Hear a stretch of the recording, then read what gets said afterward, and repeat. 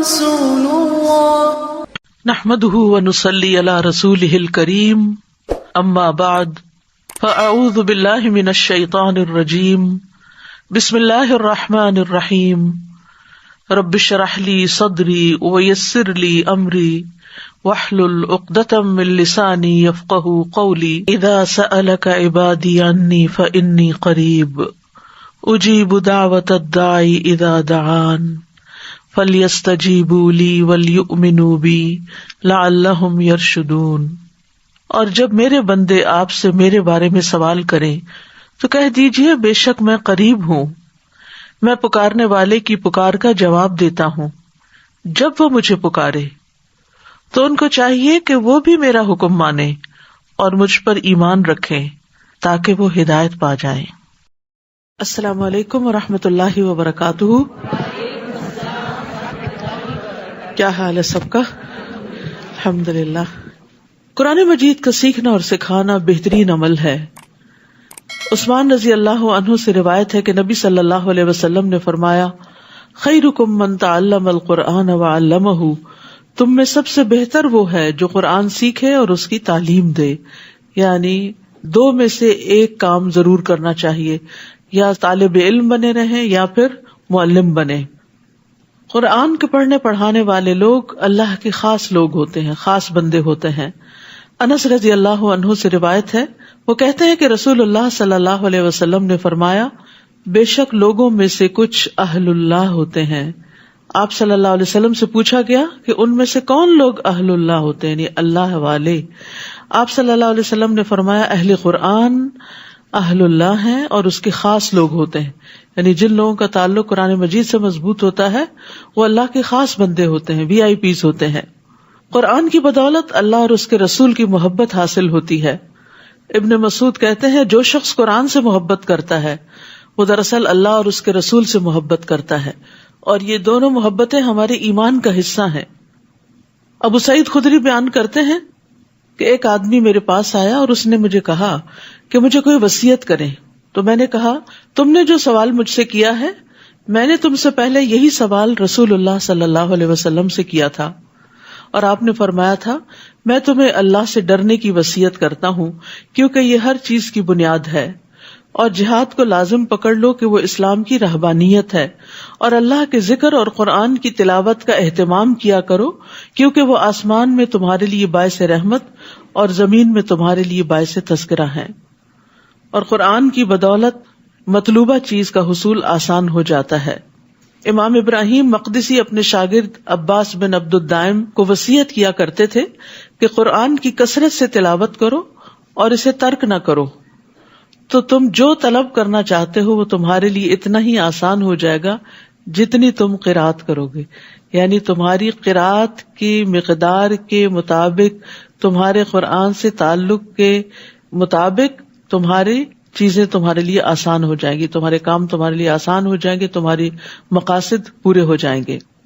تو اللہ سبحانہ وتعالی ہمیں بھی رمضان میں اور اس کے بعد بھی زیادہ سے زیادہ قرآن پڑھتے رہنے کی توفیق عطا فرمائے۔ 13واں پارہ۔ اعوذ باللہ من الشیطان الرجیم، بسم اللہ الرحمن الرحیم، وما ابرئ نفسی ان النفس لامارۃ بالسوء الا ما رحم ربی ان ربی غفور رحیم، وقال الملك ائتوني به استخلصه لنفسي فلما كلمه قال انك اليوم لدينا مكين امين۔ شروع کرتی ہوں اللہ کے نام سے جو بے انتہا مہربان نہایت رحم فرمانے والا ہے، اور میں اپنے آپ کو پاک صاف نہیں کہتا، کیونکہ نفس تو اکثر برائی پر اکساتا رہتا ہے، مگر جس پر میرے رب کی رحمت ہو، یقیناً میرا رب معاف کرنے والا، رحم کرنے والا ہے۔ یوسف علیہ السلام اپنے بارے میں کہتے ہیں کہ اگرچہ میری صفائی پیش ہو چکی ہے لیکن اس کے باوجود میں اپنے آپ کو، اپنے نفس کو پاک نہیں کہتا. قرآن مجید میں ایک دوسری جگہ بھی ہمیں یہ ہدایت دی گئی ہے، وَلَا تُزَكُّوا أَنفُسَكُمْ، کہ اپنے آپ کو پاکیزہ مت قرار دو، اپنے آپ کو بہت نیک نہ سمجھو، اپنے آپ کو گناہوں سے پاک مت سمجھو. ہر انسان کسی نہ کسی درجے پر کہیں نہ کہیں کسی نہ کسی غلطی کا شکار ہو جاتا ہے، اور جو جتنا زیادہ تقوی رکھتا ہے، جو جتنا زیادہ اللہ کے قریب ہوتا ہے، اتنا ہی ڈرتا ہے، اور اس کو اتنی ہی زیادہ اپنی غلطیاں بھی نظر آتی ہیں، اور ان غلطیوں کی بنا پر ہی وہ اللہ سے ڈرتا ہے کہ میں نے اللہ کی عبادت کا حق ادا نہیں کیا اور بہت سی کوتاہیاں کی ہیں. تو یوسف علیہ السلام ایک عظیم انسان تھے، اگرچہ وہ انتہائی صابر اور متقی انسان تھے، لیکن پھر بھی وہ اپنے آپ کو بری ذمہ قرار نہیں دیتے اور برائی کی نسبت نفس کی طرف کرتے ہیں کہ نفس تو اکثر برائی پہ اکساتا رہتا ہے، مگر جس پر میرے رب کی رحمت ہو. یعنی انسان اپنے نفس کی شرارت سے صرف اسی وقت بچ سکتا ہے جب اللہ کی رحمت ہو انسان پر، ورنہ انسان اپنے ہی نفس سے دھوکا کھا جاتا ہے اور غلط چیز کو خوبصورت سمجھ کر، اچھا سمجھ کر، فائدہ مند سمجھ کر اس کو کر بیٹھتا ہے، چاہے اس کے بعد اس کو ندامت ہی کیوں نہ ہو. یقیناً میرا رب معاف کرنے والا، رحم کرنے والا ہے. عام طور پر نفس کی 3 اقسام بتائی جاتی ہیں. ایک نفس امارہ ہوتا ہے جو گناہوں کا حکم دیتا ہے یا ابھارتا ہے. جب انسان برائی کر بیٹھتا ہے تو پھر دوسرا نفس لوامہ ہوتا ہے جو اس برائی پر اس کو ملامت کرتا ہے. اور تیسرا نفس مطمئنہ ہوتا ہے کہ جب انسان توبہ کر لیتا ہے تو ہی نفس مطمئن ہوتا ہے، یا پھر خیر اور نیکی کے کام جو ہیں وہ انسان کے نفس کو نفس مطمئنہ بناتے ہیں. اور ہم سب کو اس کے لیے ایم کرنا چاہیے، اس کی کوشش کرنی چاہیے، اور ہر وقت اپنے اندر کو چیک کرتے رہنا چاہیے، محاسبہ کرتے رہنا چاہیے کہ کیا میرے اندر کا نفس نفس مطمئنہ ہے یا نہیں. کیونکہ مرتے وقت نفس مطمئنہ کو ہی فرشتے یہ خوشخبری دیں گے، یا ایتھا النفس المطمئنہ ارجعی الی ربک راضیۃ مرضیہ.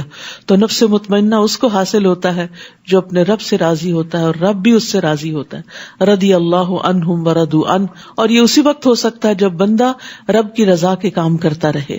تو ہم سب کو دعا بھی کرنی چاہیے اور اس کے لیے کوشش بھی کرنی چاہیے، اور نفس میں کسی بھی وقت کوئی ہلچل ہو تو واپس اس کو نفس مطمئنہ کی طرف لانا چاہیے، چاہے اللہ سے توبہ کرنا ہو یا بندوں سے معافی مانگنا ہو. وقال الملک ائتونی بہ استخلصہ لنفسی. اور بادشاہ نے کہا کہ اس کو میرے پاس لاؤ، میں اس کو اپنے لیے خاص کر لوں. پھر جب اس نے اس سے کلام کیا، یعنی بادشاہ نے بات کی یوسف علیہ السلام سے، قال انک اليوم لدینا مکین امین. کہا کہ آج سے آپ ہمارے پاس مکین بھی ہیں اور امین بھی ہیں. قال اجعلنی علی خزائن الارض انی حفیظ علیم. یوسف کہنے لگے مجھے زمین کے خزانوں کا نگران مقرر کر دیجئے، میں ان کی حفاظت کرنے والا ہوں اور یہ کام بھی جانتا ہوں. چونکہ بادشاہ نے آفر کی کہ اب آپ کا ہمارے ہاں بہت بڑا مقام ہے، مرتبہ ہے، آپ اب ہماری مدد کریں گے، ہمارے ساتھ مل کے کام کریں گے.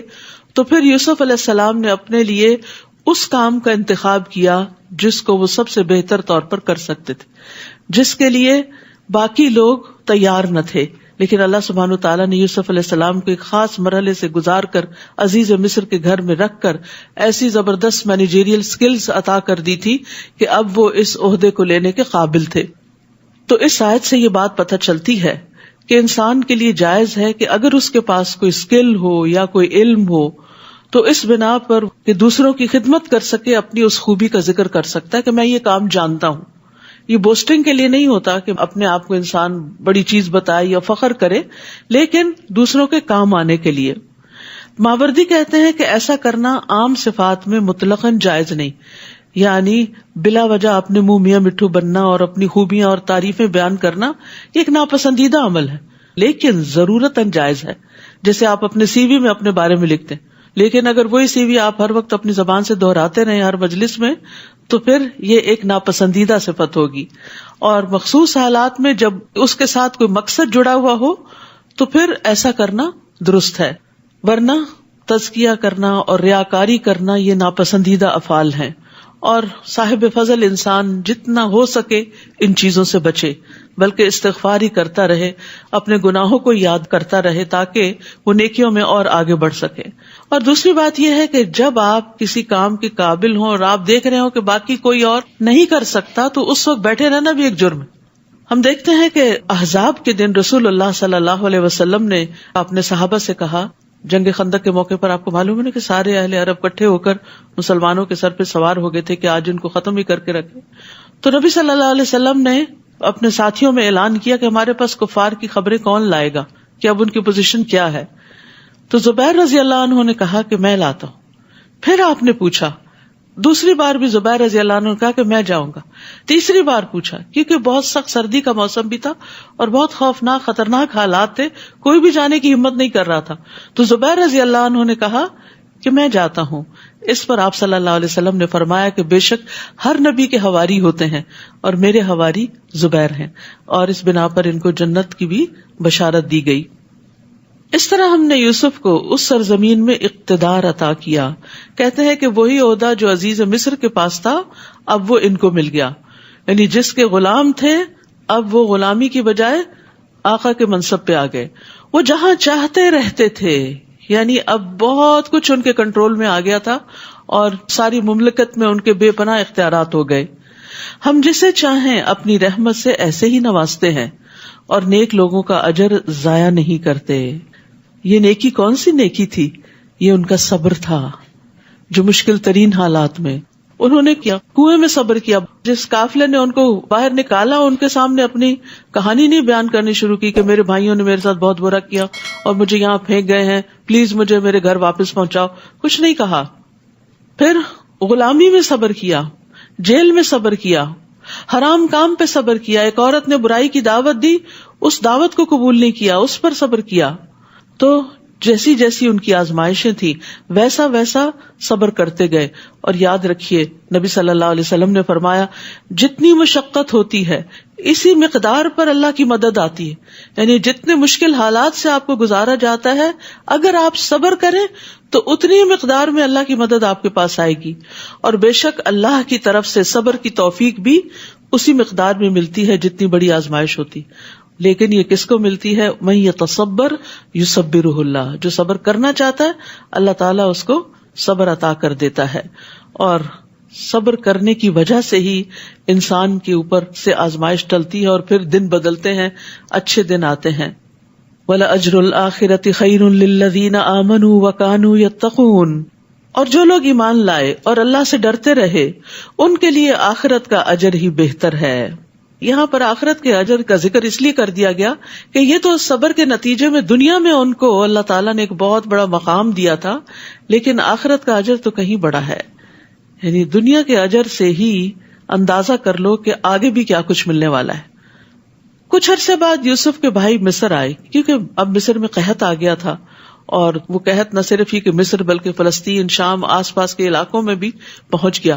اور یوسف علیہ السلام جس طرح غلے کو انہوں نے سنبھالا اور پھر جس طرح یہ تقسیم کر رہے تھے تو یہ خبریں کنعان تک جا پہنچی، ان کے بھائیوں تک جا پہنچی۔ انہیں تو نہیں پتا تھا کہ وہ کون ہے بادشاہ، لیکن ان کی تعریف ہر جگہ ہونے لگی۔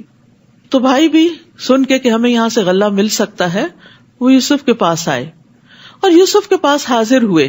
یوسف نے انہیں تو پہچان لیا مگر وہ انہیں پہچان نہ سکے۔ انہوں نے تو ان کو کنویں میں پھینک کے اپنا کام ختم کر لیا تھا، ان کے تو وہم و گمان میں بھی نہیں تھا کہ آج اس تخت پر جو بیٹھا ہے وہ ان کا بھائی ہی ہے۔ پھر جب یوسف نے ان کی واپسی کا سامان تیار کر دیا تو ان سے کہا، اب آؤ تو اپنے سوتیلے بھائی کو بھی میرے پاس لانا، تم دیکھتے نہیں کہ میں ناپ پورا دیتا ہوں اور ایک اچھا مہمان نواز ہوں۔ اب یہ بھی صبر کی ایک بات ہے کہ پہچان لیا اپنے بھائیوں کو، اور یہ بھی معلوم کر لیا کہ ایک بھائی پیچھے بھی ہے، کیونکہ بنیامین ساتھ نہیں تھے جو ان کے سگے بھائی تھے، تو اس لیے انہوں نے کہا کہ آئندہ اپنے دوسرے بھائی کو بھی لے کر آنا، اور تم دیکھ رہے ہو کہ میں تمہارے ساتھ کتنا احسان کا برتاؤ کر رہا ہوں۔ یہ بھی ان کی اپنی تعریف نہیں تھی بلکہ ان کو احساس دلانا تھا کہ یو آر ویلکم، ابھی بھی ہم نے تمہاری قدر کیا، آئندہ بھی کریں گے۔ چاہتے یہ تھے کہ بھائی پھر واپس آئیں، اور اگر تم اسے نہ لائے تو میرے پاس نہ تمہارے لیے غلہ ہے اور نہ ہی میرے پاس آنے کی کوشش کرنا۔ وہ کہنے لگے ہم اس کے والد کو اس کام پر آمادہ کریں گے اور یہ کام کر کے رہیں گے. اور یوسف نے اپنے خادموں سے کہا کہ ان کی پونجی یعنی ان کے جو پیسے انہوں نے دیے ہیں غلے کے، ان کی خرجیوں میں ہی رکھ دو، سامان میں ہی رکھ دو، تاکہ جب وہ اپنے گھروں میں پہنچے تو اسے پہچان لیں اور شاید اس طرح وہ جلد دوبارہ یہاں آئیں. پھر جب وہ اپنے باپ کے ہاں پہنچے تو کہنے لگے ابا جان، آئندہ ہمیں غلہ دینے سے انکار کر دیا گیا ہے، لہٰذا ہمارے ساتھ ہمارے بھائی کو بھیج دے، اس طرح ہی ہمیں غلہ مل سکے گا اور ہم یقیناً اس کی حفاظت کرنے والے ہیں. کیونکہ پہلے حفاظت نہیں کیے تھے یوسف علیہ السلام کی. تو انسان کے اندر جب گلٹ ہوتا ہے نا تو وہ پھر اس چیز کو بار بار دہراتا رہتا ہے. یعقوب نے کہا کیا میں تم پر ایسے ہی اعتبار کر لوں جیسے اس سے پیشتر اس کے بھائی کے بارے میں اعتبار کیا تھا؟ اللہ ہی بہتر محافظ ہے، مجھے تمہاری حفاظت پہ بھروسہ نہیں. فاللہ خیر حافظا وہو ارحم الراحمین، اور وہی سب سے زیادہ رحم کرنے والا ہے. یعنی یہ کلمات صرف یعقوب علیہ السلام کے لیے ہی نہیں تھے. جب کبھی آپ کو بھی کسی چیز کے کھو جانے کا، ضائع ہونے کا ڈر ہو تو اس وقت اسے اللہ کی حفاظت میں دے کے یہی جملہ دہرا دیں، فاللہ خیر حافظا وہو ارحم الراحمین. پھر جب انہوں نے اپنا سامان کھولا تو دیکھا کہ ان کی پونجی بھی انہیں واپس کر دی گئی ہے، تو وہ بہت خوش ہوئے اور کہنے لگے ابا جان ہمیں اور کیا چاہیے، ہماری تو پونجی بھی ہمیں واپس کر دی گئی ہے. اب ہم جلد ہی اپنے گھر والوں کے لیے رسد لائیں گے اور اپنے بھائی کی حفاظت کریں گے اور ایک بار شتر یعنی اونٹ بھر غلہ اور زیادہ لائیں گے. اور یہ اب کی بار غلہ لانا تو بالکل آسان ہے، یعنی اب تو ہماری ان سے دوستی ہو گئی ہے اور وہ ہم پہ بڑے مہربان ہیں اور ہم بہت آسانی سے زیادہ غلہ لانے کے قابل ہو گئے ہیں. یعقوب نے کہا جب تک تم مجھے اللہ کے نام پر پختہ عہد نہ دو گے کہ ہم اسے یقیناً آپ کے پاس لائیں گے، تب تک میں کبھی اسے تمہارے ساتھ روانہ نہ کروں گا. اب ادھر ان کا مفاد اٹک گیا تھا اور ادھر یعقوب علیہ السلام کو اپنی ریزرویشن تھی، اللہ یہ کہ تم سب بھی کہیں گھیرے میں لے لیے جاؤ تو اور بات ہے. پھر جب انہوں نے اس طرح پختہ عہد دے دیا، پرومس کیا، تو یعقوب کہنے لگے جو کچھ ہم قول و قرار کر رہے ہیں اللہ اس پر ضامن ہے، یعنی میرے اور تمہارے درمیان نہیں، اس کا گواہ اللہ ہے. اور یہ ایک حقیقت ہے، یاد رکھیے جب بھی ہم کسی بندے سے کوئی معاہدہ کرتے ہیں، کوئی وعدہ کرتے ہیں تو اللہ اس کو دیکھ رہا ہوتا ہے.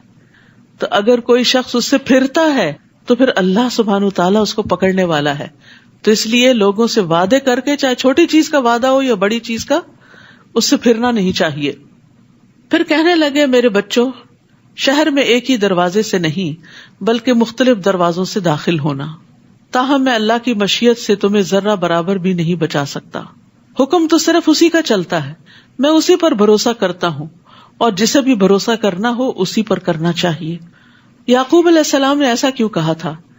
کیونکہ انہیں یہ اندیشہ تھا کہ 11 بھائی اور جوان لڑکے اور وہ بھی خوبصورت اور صحت مند جب اکٹھے کہیں جائیں گے تو لوگ تعجب سے ان کو دیکھیں گے، اور جب کوئی تعجب سے کسی کو دیکھتا ہے تو حسد کے علاوہ تعجب کی نظر بھی لگ جاتی ہے. یعنی جب انسان کسی چیز کو واہ کہہ کے دیکھتا ہے، واہ، یعنی حیران پریشان ہو جاتا ہے، تو بعض اوقات ایسی نظر بھی نقصان دیتی ہے. تو اس آیت سے علماء یہ کہتے ہیں کہ اس میں نظر بد سے بچنے کی دلیل ہے اور نظر بد کا لگنا برحق ہے. یہ قرطبی نے کہا ہے. نبی صلی اللہ علیہ وسلم نے بھی فرمایا کہ نظر لگنا برحق ہے، اور آپ صلی اللہ علیہ وسلم نے یہ بھی فرمایا کہ نظر بد آدمی کو قبر میں اور اونٹ کو ہانڈی میں داخل کر دیتی ہے. ابو ذر سے یہ بھی روایت ہے کہ رسول اللہ صلی اللہ علیہ وسلم نے فرمایا بے شک نظر بد آدمی کو اللہ کے حکم سے دیوانہ کر دیتی. یعنی بعض اوقات کسی چیز پر، کسی بات پر ایسی کسی کی نظر لگتی ہے کہ انسان بالکل پاگلوں جیسی حرکتیں کرنے لگتا ہے. پھر اسی طرح چہرے کے کالے داغ دھبے یعنی فزیکل النیسز جو ہیں اس میں بھی نظر کا بعض اوقات دخل ہوتا ہے. ام سلمہ رضی اللہ عنہا سے مروی ہے کہ نبی صلی اللہ علیہ وسلم نے ان کے گھر میں ایک لڑکی دیکھی جس کے چہرے پر کالے دھبے پڑ گئے تھے. آپ نے فرمایا اس پر دم کرو کیونکہ اسے نظر بد لگ گئی ہے، یعنی اس وجہ سے اس کے چہرے پر یہ نشان پڑ گئے ہیں. آپ صلی اللہ علیہ وسلم نے یہ بھی فرمایا کہ اللہ کی قضاء و قدر کے بعد نظر بد ہی میری امت کے اکثر لوگوں کی موت کا باعث بنے گی. نظر بد ایک قسم کا تیر ہوتا ہے جو جس کے ساتھ حسد ہوتا ہے یا جس کی تعریف کی جا رہی تھی اس کو جا کے لگتا ہے، اور اگر اس شخص نے اپنا بچاؤ نہ کر رکھا ہو، حفاظت کی دعائیں نہ پڑھ رکھی ہوں، اذکار نہ کر رکھے ہوں، تو کوئی پروٹیکشن نہیں ہوتی اور وہ تیر جا لگتا ہے انسان کو. تو اسی لیے ہمیں دعائیں، اذکار اور جو معوذتین ہیں ان کو پڑھنے کا خاص اہتمام کرنا چاہیے. معوذتین کو صبح شام 3 بار پڑھنے کا حکم ہے اور ہر نماز کے بعد بھی پڑھنے کا حکم ہے. نبی صلی اللہ علیہ وسلم ان صورتوں کے اترنے سے پہلے انسانوں اور جنوں کی نظر بد سے پناہ مانگا کرتے تھے. جب معوذتین نازل ہوئی تو آپ نے ان کو پڑھنا شروع کر دیا اور باقی چیزیں چھوڑ دی. تو اس سے یہ پتہ چلتا ہے کہ اگر باقی بہت لمبے چوڑے اذکار آپ نہیں بھی کر سکتے, کبھی آپ کی دیر سے آنکھ کھلتی, یاد رکھیے ان اذکار کے پڑھنے کا وقت سورج نکلنے سے پہلے اور سورج غروب ہونے سے پہلے ہے, یعنی مغرب کے بعد کا وقت نہیں ہے اور سورج نکلنے کے بعد کا وقت نہیں ہے, اس سے پہلے فجر کی نماز اور سورج نکلنے کے درمیان پڑھیں, عصر کی نماز اور سورج غروب ہونے کے درمیان میں پڑھیں. اور اگر کسی وجہ سے بہت مصروفیت یا وقت کی قلت یا تنگی کی وجہ سے انسان سارے اذکار نہیں بھی پڑھ سکتا تو معوذتین ضرور پڑھے, کیونکہ یہ ہر چیز سے کفایت کرنے والی ہیں. پھر یعقوب علیہ السلام کہتے ہیں ان الحکم الا للہ, حکم تو اللہ ہی کا ہوتا ہے. علیہ توکلت, میں اس پہ توکل کرتا ہوں, بھروسہ کرتا ہوں. وعلیہ فلیتوکل المتوکلون, اور توکل کرنے والوں کو اسی پر ہی توکل کرنا چاہیے. یعنی اسباب اختیار کرنے کے باوجود لازم ہے انسان کے لیے کہ بھروسہ اللہ کی ذات پہ کرے, نہ اپنی طاقت پہ اور ذہانت پہ اور نہ لوگوں پہ. اور وہ اپنے بچوں کو بھی اس بات کی تعلیم دے رہے تھے کہ وہ اسباب کے ساتھ ساتھ اللہ پر بھروسہ کریں, اور سب متوکلین کو اللہ ہی پر توکل کرنا چاہیے. بہرحال چنانچہ جس طرح ان کے باپ نے شہر میں داخل ہونے کا حکم دیا تھا ویسے وہ اس میں داخل ہوئے. اس کی یہ تدبیر اللہ کی مشیت کے مقابلے میں کچھ بھی کام نہ آئی. یہ تو محض یعقوب کے دل کا ارمان تھا جسے اس نے پورا کیا تھا. بے شک وہ ہماری دی ہوئی تعلیم کی وجہ سے صاحب علم تھا یعقوب علیہ السلام, مگر اکثر لوگ یہ حقیقت نہیں جانتے, ان کو ان باتوں کا علم بھی نہیں ہوتا. اب ہوا یہ کہ جس چیز سے وہ ڈر رہے تھے وہی ہوئی.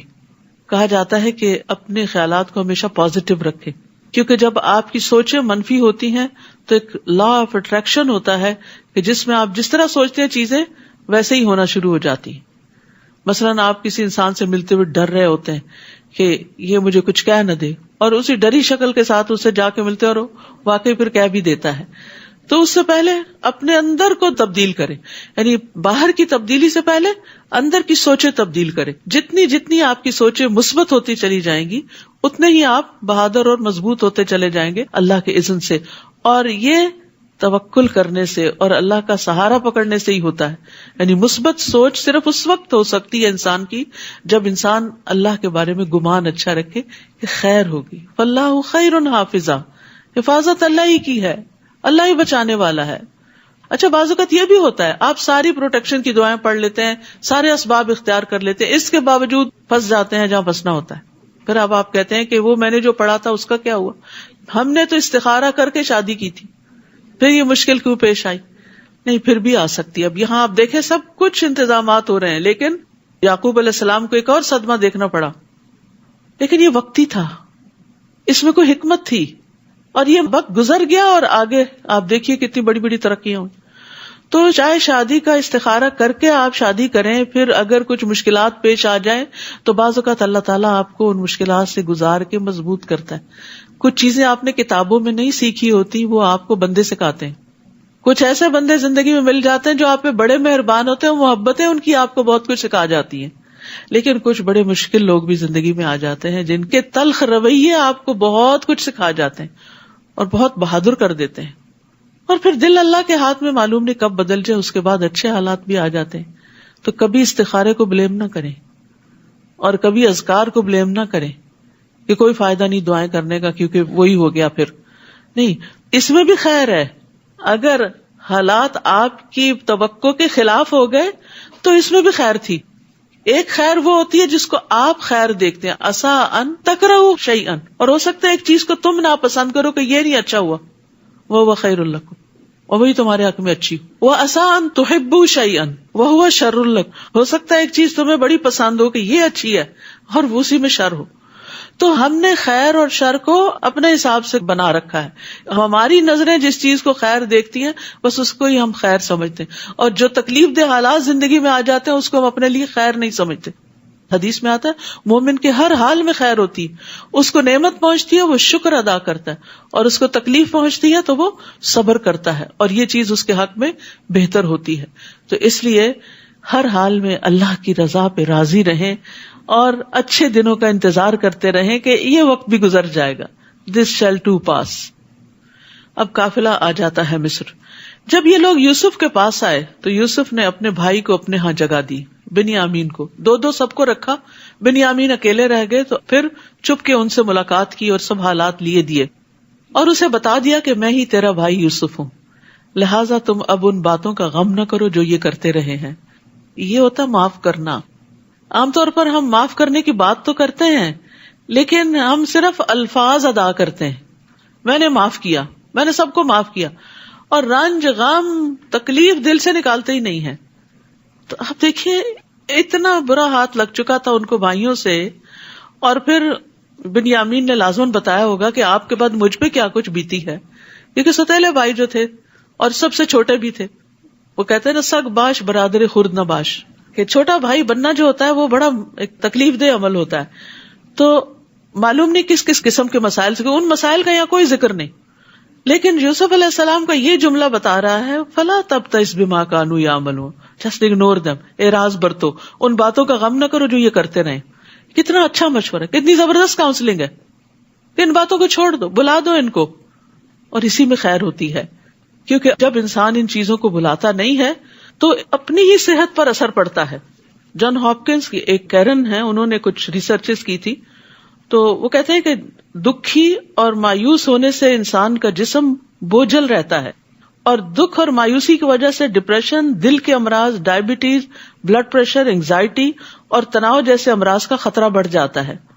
جبکہ معاف کرنے سے انسان پرسکون رہتا ہے اور صحت مند زندگی کا ضامن ہے. ان کے خیال میں معاف کرنا صرف الفاظ کہنا نہیں, بلکہ یہ ایک اصلاحی عمل ہے جس میں انسان ایک شعوری فیصلہ کرتا ہے کہ اسے دوسرے کو معاف کرنا ہے, یعنی ایک پراپر ڈیسیژن بناتا ہے کہ میں نے اس چیز کو نکال دینا اپنے دل سے, اور یہ منفی سوچیں دل سے نکالی. معاف کرنا کیا ہے؟ نیگیٹو تھنکنگ اپنے اندر سے نکال باہر پھینکنا. جیسے ہی آپ اپنے اندر سے غصہ, نفرت اور دشمنی نکالتے ہیں, آپ کے دل میں دوسرے کے لیے ہمدردی, محبت اور پیار کے جذبات جنم لینے لگتے ہیں, اور آپ کے دل بھی نرم ہو جاتے ہیں, خاص طور پر اس کے بارے میں جس نے آپ کو اذیت دی ہوتی. اور ایک کہاوت ہے کہ معاف کرنے سے ماضی تو نہیں بدلتا مگر مستقبل خوبصورت ہو جاتا ہے. تو اپنے ہی خوبصورت مستقبل کے لیے انسان اپنی منفی سوچوں کو, جن کو ہر وقت وہ اندر پروسیس کرتا رہتا ہے, ان کو نکال باہر کرے اور اس کی جگہ بہتر چیز ذہن میں لائے. اس کے لیے بہت ضروری ہوتا ہے کہ اچھی سوچ انسان کے اندر ہے. یہی وجہ ہے کہ قرآن شفا ہے دلوں کے اندر جو بیماریاں ہیں, کیونکہ قرآن انسان کی سوچ بدل دیتا ہے, نفع اور نقصان کے پیمانے اور معیار بدلتا ہے. کہ دنیا میں اگر کچھ نہیں ملا تو سو واٹ, مچھر کے پر برابر بھی نہیں. اگر وہ مچھر کا پر تمہیں نہیں ملا تو کیا نقصان ہو گیا؟ کبھی مچھر مر جاتا ہے اور اس کا پر گر جاتا ہے تو آپ اس کے پیچھے تھوڑی بھاگتے ہیں. تو دنیا میں کبھی انسانوں کی طرف سے, کبھی مالی اعتبار سے, کبھی اولاد کی طرف سے کوئی نہ کوئی پریشانی انسان کو آتی رہتی, لیکن اس کو مچھر کا پر ہی سمجھیں اور اس کو اڑا دیں, ہٹا دیں اپنے آپ سے, اور آخرت پر فوکس کریں. جس کا فوکس شفٹ ہو جاتا ہے, جس کا فوکس بڑی چیز پہ چلا جاتا ہے, وہ چھوٹی چیزوں کو پھر اگنور کرتا ہے, تبھی وہ بھلا سکتا ہے, ورنہ نہیں بھلا سکتا. کیونکہ ہم کہتے ہیں نا, ہم کیسے بھلائیں, بھولتے نہیں غم, اس لیے کہ غم آخرت نہیں لگا. غم آخرت لگ جائے, وہاں کی فکر لگ جائے, تو یہاں کے بہت سے غم ختم نہ بھی ہوں تو کم از کم ضرور ہو جائیں گے. اب ہم صحابہ کی زندگیوں میں دیکھتے ہیں کہ ان کے اندر کوئی بیچارگی نہیں اور کوئی لوگوں کے شکوے شکایتیں نہیں, اور انہوں نے اپنی زندگیاں اس چیز میں ضائع نہیں کی. وہ ایک بڑے مقصد کے لیے مصروف عمل رہتے تھے. اللہ پہ توکل, ایمان اور اللہ کی محبت کے علاوہ وہ اللہ کے دین کے کاز میں لگے رہتے تھے اور اپنے آپ کو تھکاتے تھے. جو اللہ کی راہ میں اپنے آپ کو تھکا دیتا ہے, اس کے اندر سے لازماً یہ چیزیں نکلنا شروع ہو جاتی, اور یہ ہماری صحت کے لیے ضروری ہے کہ ہم ان چیزوں کو بھلا دیں, نکال دیں اپنے اندر سے. لہٰذا اب تم ان باتوں کا غم نہ کرو جو یہ کرتے رہے ہیں, لیو دم. پھر جب یوسف نے ان کی روانگی کے لیے ان کا سامان تیار کیا تو اپنے بھائی کے سامان میں اپنے پانی پینے کا پیالہ رکھ دیا. جب یہ لوگ شہر سے نکل آئے تو پیچھے سے ایک پکارنے والے نے پکار کر کہا, اے قافلے والو تم چور ہو. یعنی ٹھیک ٹھاک سامان لے کے جا رہے تھے کہ پیچھے سے شامت آ گئی. انہوں نے پکارنے والے کی طرف متوجہ ہو کر پوچھا, تمہاری کیا چیز کھو گئی ہے؟ وہ بولے, بادشاہ کا پانی پینے کا پیالہ ہمیں نہیں مل رہا. جو شخص وہ لا کر دے گا اسے ایک بار شتر یعنی ایک اونٹ برغلے کا انعام ملے گا اور میں اس کا ضامن ہوں، گارنٹی دیتا ہوں. وہ کہنے لگے اللہ کی قسم تم خوب جانتے ہو کہ ہم اس ملک میں فساد کرنے نہیں آئے اور نہ ہی ہم چور ہیں. وہ بولے اگر تم جھوٹے ثابت ہوئے تو اس چور کی سزا کیا ہوگی؟ برادران یوسف کہنے لگے جس کے سامان میں وہ گم شدہ چیز پائی جائے وہی اس کا بدلہ ہے. ہم اپنے ہاں ظالموں کو اسی طرح سزا دیتے ہیں. مصر کے قانون کے مطابق وہ کسی کو اپنے ہاں ایز اے کیپٹیو نہیں رکھ سکتے تھے، کسی مسافر کو، لیکن یعقوب علیہ السلام کی شریعت میں یہی تھا. تو اب اسی کو بنیاد بنا کر یہ فیصلہ کیا گیا کہ اگر چور نکل آیا کوئی تو پھر اس کو آپ رکھ سکتے ہیں. پھر اس ضامن نے یوسف کے بھائی بنیامین کے سامان کی تلاشی سے پہلے دوسرے بھائیوں کے سامان کی تلاشی لینا شروع کی. پھر پیالے کو اس کے بھائی کے سامان سے برآمد کر لیا. اس طرح ہم نے یوسف کے لیے تدبیر کی تھی، یعنی یہ طریقہ ہم نے سجایا تھا اللہ کی طرف سے. بعض اوقات آپ کو آئیڈیاز آتے ہیں نا، یہ کام ایسے کر لیں، وہ ایسے کر لیں، آپ بیٹھے ہوتے ہیں خاص طور پہ نماز میں، تو اس میں آپ دیکھیے ہمیشہ یہ سوچیے کہ یہ کہاں سے خیال آ گیا مجھے، تو سوچا بھی نہیں تھا. تو وہ ایک طرح سے اللہ تعالیٰ کی ایک تائید ہوتی ہے آپ کو. اور جو برے برے خیال آتے ہیں وہ شیطان کی طرف سے ہوتے ہیں، وہ وسوسے جو ہوتے ہیں وہ پریشان کرتا ہے آپ کو. یوسف کے لیے مناسب نہ تھا کہ شاہ مصر کے قانون چوری کے مطابق اپنے بھائی کو اپنے پاس رکھ سکے، الا یہ کہ ہم جس کے چاہیں درجات بلند کر دیتے ہیں. اور ایک علیم ہستی ایسی ہے جو ہر صاحب علم سے بالا تر ہے. ہر علم والے کے اوپر ایک اور علم والا ہوتا ہے، یعنی انسانوں میں سے بھی. یہ کس لیے بات کی گئی؟ تاکہ کوئی اپنے آپ کو سب سے بڑا عالم نہ سمجھے کہ میں نابغہ روزگار ہوں اور سب سے زیادہ تو علم میرے ہی پاس ہے، اس تکبر میں مبتلا نہ ہو. اور دوسرا معنی اس کا یہ ہے کہ جتنے بھی دنیا میں بڑے بڑے علم والے ہیں ان سب کے اوپر اللہ کا علم محیط ہے. سب سے بڑا علم والا اللہ ہی ہے. اور یاد رکھیے کسی کو بھی علم دینا، چاہے تھوڑا علم ہو یا زیادہ ہو، یہ اللہ کی بندے سے محبت کی علامت ہوتی ہے. دنیا تو اللہ تعالیٰ سب کو دیتا ہے، کوئی مسلم ہو یا نہ ہو، لیکن دین کا علم صرف اس کو دیتا ہے جس سے اللہ تعالیٰ محبت کرتا ہے. تو اس لیے اس پر بھی ہمیں شکر ادا کرنا چاہیے. اور پھر یہ کہ صرف علم نہیں بلکہ اس کا فہم بھی، اس کی سمجھ بھی. تفقہ فی الدین، من یرد اللہ بہ خیرا یفقہہ فی الدین، جس کے ساتھ اللہ تعالیٰ بھلائی کا ارادہ کرتا ہے اس کو دین کی سمجھ عطا کر دیتا ہے. برادران یوسف کہنے لگے اگر اس نے چوری کی ہے تو اس سے پیشتر اس کا بھائی یوسف بھی چوری کر چکا ہے، ابھی نہیں چھوڑا ان کو. یعنی جب آپ کسی سے حسد کرتے ہیں نا تو پھر کوئی موقع نہیں جانے دیتے اس کو گرانے کا، بدنام کرنے کا. کہیں نہ کہیں پھر آپ کے منہ سے کچھ نہ کچھ نکل آتا. تو آپ نہیں دیکھ رہے کہ کہاں کھڑے ہیں، سال گزر چکے ہیں یوسف کو تمہارے ہاتھ سے گئے ہوئے، لیکن ابھی بھی تم اس کو معاف نہیں کر رہے. یوسف نے ان کے اس الزام کو دل میں چھپائے رکھا اور ان پہ کچھ ظاہر نہیں کیا. سبحان اللہ. یہ ہوتا ہے صبر. بڑی بڑی باتیں دل میں اس طرح رکھنا کہ کسی کو شائبہ بھی نہ گزرے، شک بھی نہ گزرے. تو جو شیلو لوگ ہوتے ہیں نا ان کے اندر کوئی بات ٹکتی نہیں، ادھر سے سنی ادھر نکالی، اور اس سے بڑے فسادات پیدا ہوتے ہیں. بہت سی خرابیاں، آپس میں لوگوں کی لڑائیاں اور کئی قسم کے مسائل پیدا ہوتے ہیں. بعض لوگ خوشی کی خبر کو نہیں سنبھال سکتے اور بڑھ چڑھ کر اس کا اظہار کرتے ہیں، کیا ہوتا ہے پھر نظر لگ جاتی. بعض لوگ غم کی خبر کو، بعض کا دکھ کی خبر کو، کسی کی طرف سے پہنچنے والی اذیت کو، اور اب تو ماشاءاللہ اپنے کلوز سرکل میں کیا اور اپنے خاندان میں کیا، اب تو پوری دنیا کے ساتھ ہم شیئر کرتے ہیں. ہر تھوڑی دیر بعد فیس بک کا سٹیٹس چینج کر رہے ہوتے ہیں. ہر وقت اپنے دل پہ کیا گزر رہی ہے، گھر میں کیا ہو رہا ہے، کیا کھا رہے ہیں، کیا پی رہے ہیں، کیا پہن رہے ہیں، کیا خرید رہے ہیں، کہاں جا رہے ہیں. یعنی مجھے تو بعض اوقات ایک سکنس جیسی لگتی ہے اور کوئی مقصد سمجھ نہیں آتا کہ یہ ساری باتیں، اس میں کوئی علم نافع نہیں، کسی کے علم اور تجربے میں کوئی اضافہ نہیں ہوگا، بلکہ اس سے نقصان ہی ہوئے ہیں کہ جن لوگوں کو وہ سب کچھ میسر نہیں ہوتا وہ پھر اپنے آپ کو ان سے کمپیئر کر کر کے حسرتوں کا شکار ہوتے ہیں اور اس سے غم اور دکھ اور زیادہ بڑھتے ہیں. تو نعمتوں کو بلا ضرورت لوگوں کے سامنے نہیں رکھنا چاہیے. حدیث میں آتا ہے کل ذی نعمت محسود، ہر صاحب نعمت حسد کیا جاتا ہے. پھر آپ حسد کا شکار ہوتے ہیں، پھر آپ کے دشمنوں کی تعداد میں اضافہ ہوتا ہے. آپ سمجھتے ہیں آپ کی نعمت کی وجہ سے لوگ آپ کی بڑی تعریف کریں گے, آپ کے فین ہو جائیں گے اور آپ کے بظاہر فالوور ہو جائیں گے, لیکن حقیقت میں وہ حسد بھی کر رہے ہوتے ہیں. اور دوسری بات یہ ہے کہ جب کوئی مقصد ہو تو پھر آپ فَأَمَّا بِنِعْمَةِ رَبِّكَ فَحَدِّثْ, پھر اس کا ذکر کریں. آپ کا کوئی ایکسپیرینس ہے زندگی میں, آپ کو کوئی فائدے کی چیز ملی ہے, آپ کا کوئی ایسا تجربہ ہے بزنس میں, تعلیم میں, کسی کام میں, اور اس میں آپ کو بہت سکسیس ہوئی ہے, آپ کی کچھ اکمپلشمنٹس ہیں, کچھ اچیومنٹس ہیں, تو ان کو آپ اپنے بچوں کے ساتھ, اپنے طالب علموں کے ساتھ, اپنے ساتھیوں کے ساتھ شیئر کر سکتے ہیں تاکہ ان کی زندگی میں کوئی سہولت آئے, ان کو کوئی نفع مند علم حاصل ہو.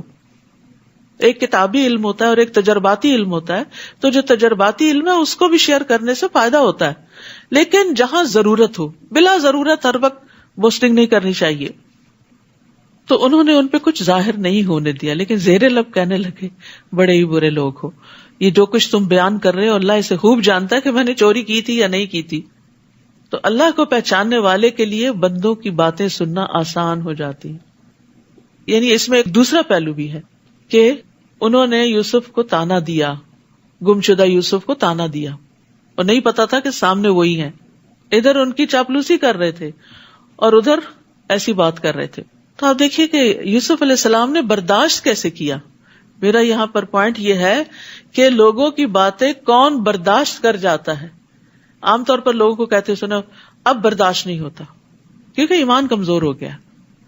جب ایمان بڑھتا ہے تو برداشت بڑھتی ہے, اللہ کی معرفت بڑھتی ہے, آخرت کا احساس بڑھتا ہے, تو انسان کی برداشت بھی زیادہ ہوتی چلی جاتی.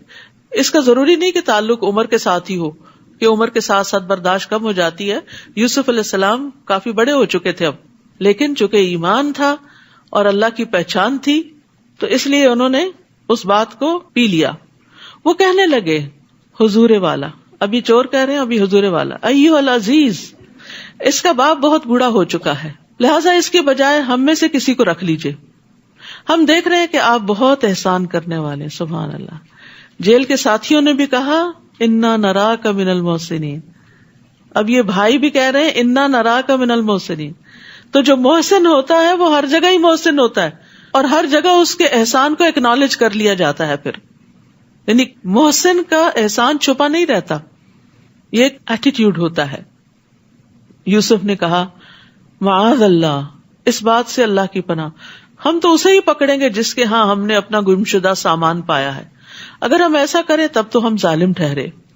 پھر جب وہ یوسف سے مایوس ہو گئے تو علیحدہ ہو کر مشورہ کرنے لگے. سب سے بڑے بھائی نے کہا یہ پتا ہے کہ تمہارے باپ نے اللہ کے نام پر تم لوگوں سے پختہ عہد لیا ہوا ہے, نیز تم اس سے پیشتر یوسف کے معاملے میں بھی زیادتی کر چکے, یعنی احساس تھا ہم نے غلط کیا. اب تو میں یہاں سے کبھی نہیں جاؤں گا یہاں تک کہ میرا باپ مجھے حکم دے یا اللہ میرے لیے فیصلہ کر دے, یعنی مجھے کوئی قوت دے کہ بھائی کو چھڑا کے لے جاؤں. وہی سب سے بہتر فیصلہ کرنے والا ہے. تم لوگ اپنے باپ سے جا کر کہو ابا جان آپ کے بیٹے نے چوری کی ہے. ہم نے وہی گواہی دی ہے جو ہم جانتے تھے, اور ہم پوشیدہ چیزوں کے نگہبان نہیں. ہم نے نہیں دیکھا لیکن بس بات ایسی ہو گئی ہے. آپ ان بستی والوں سے پوچھ لیجئے جہاں ہم رہے, اور قافلے سے بھی جن کے ساتھ ہم آئے, اور ہم یقیناً سچے ہیں. اب انہیں اپنی سچائی کا یقین دلانا پڑ رہا ہے کیونکہ اعتماد کھو چکے ہیں. جس پر لوگ ٹرسٹ نہیں کرتے اس کو بڑی قسمیں کھانی پڑتی ہیں سچا بننے کے لیے, اور جو سچا ہوتا ہے وہ یقین دہانی کرائے بغیر ہی سچ بولتا ہے اور اس کو کافی سمجھتا ہے. یعقوب نے جواب دیا بات یوں نہیں بلکہ تم نے ایک بات بنا کر اسے بنا سنوار کر پیش کر دیا ہے. پچھلے تجربے کی بنا پر یعقوب علیہ السلام نے ان کی بات کا اعتبار نہیں کیا, لہذا اب صبر ہی بہتر ہے.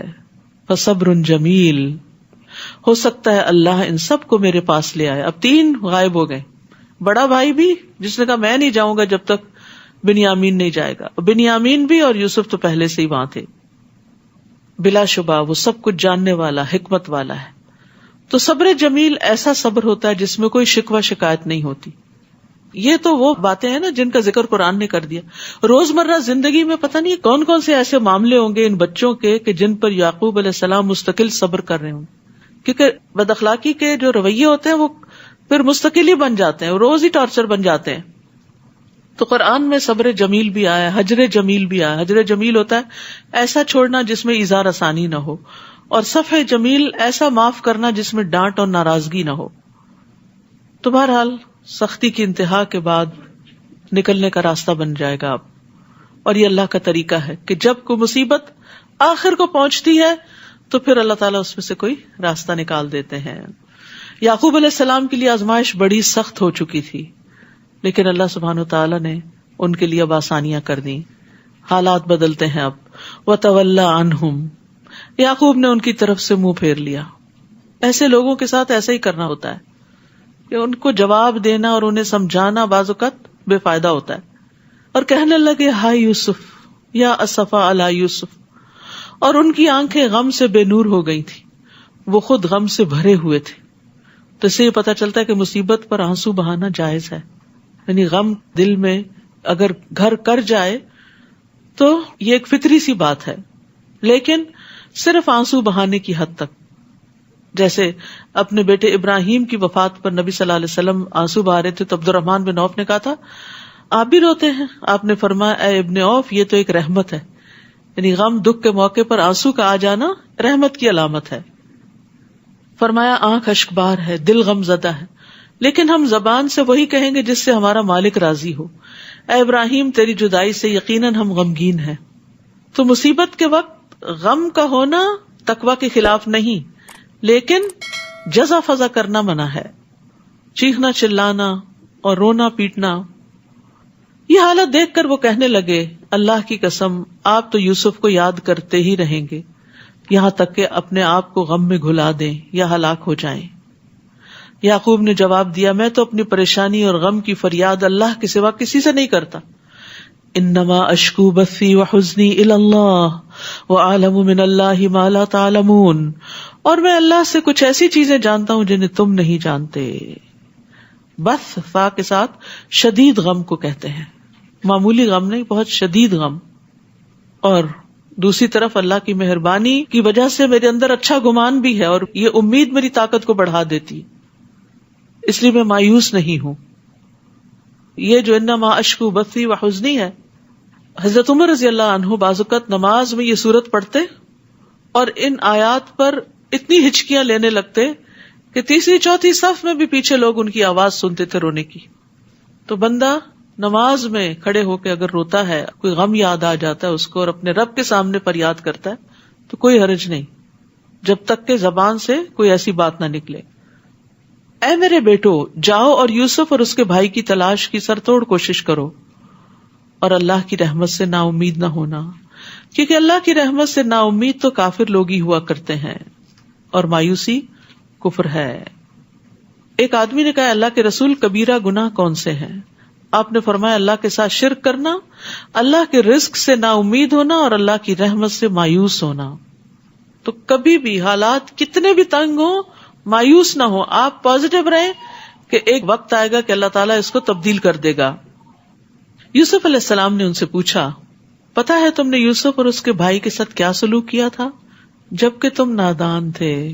بینیفٹ آف ڈاؤٹ، تمہیں سمجھ نہیں تھی. جان کے دشمن سامنے کھڑے ہیں، حاسد سامنے کھڑے ہیں اور ان کے ساتھ بھی اچھی طرح بات کر رہے ہیں. تم نادان تھے اس لیے تم نے یہ کر لیا.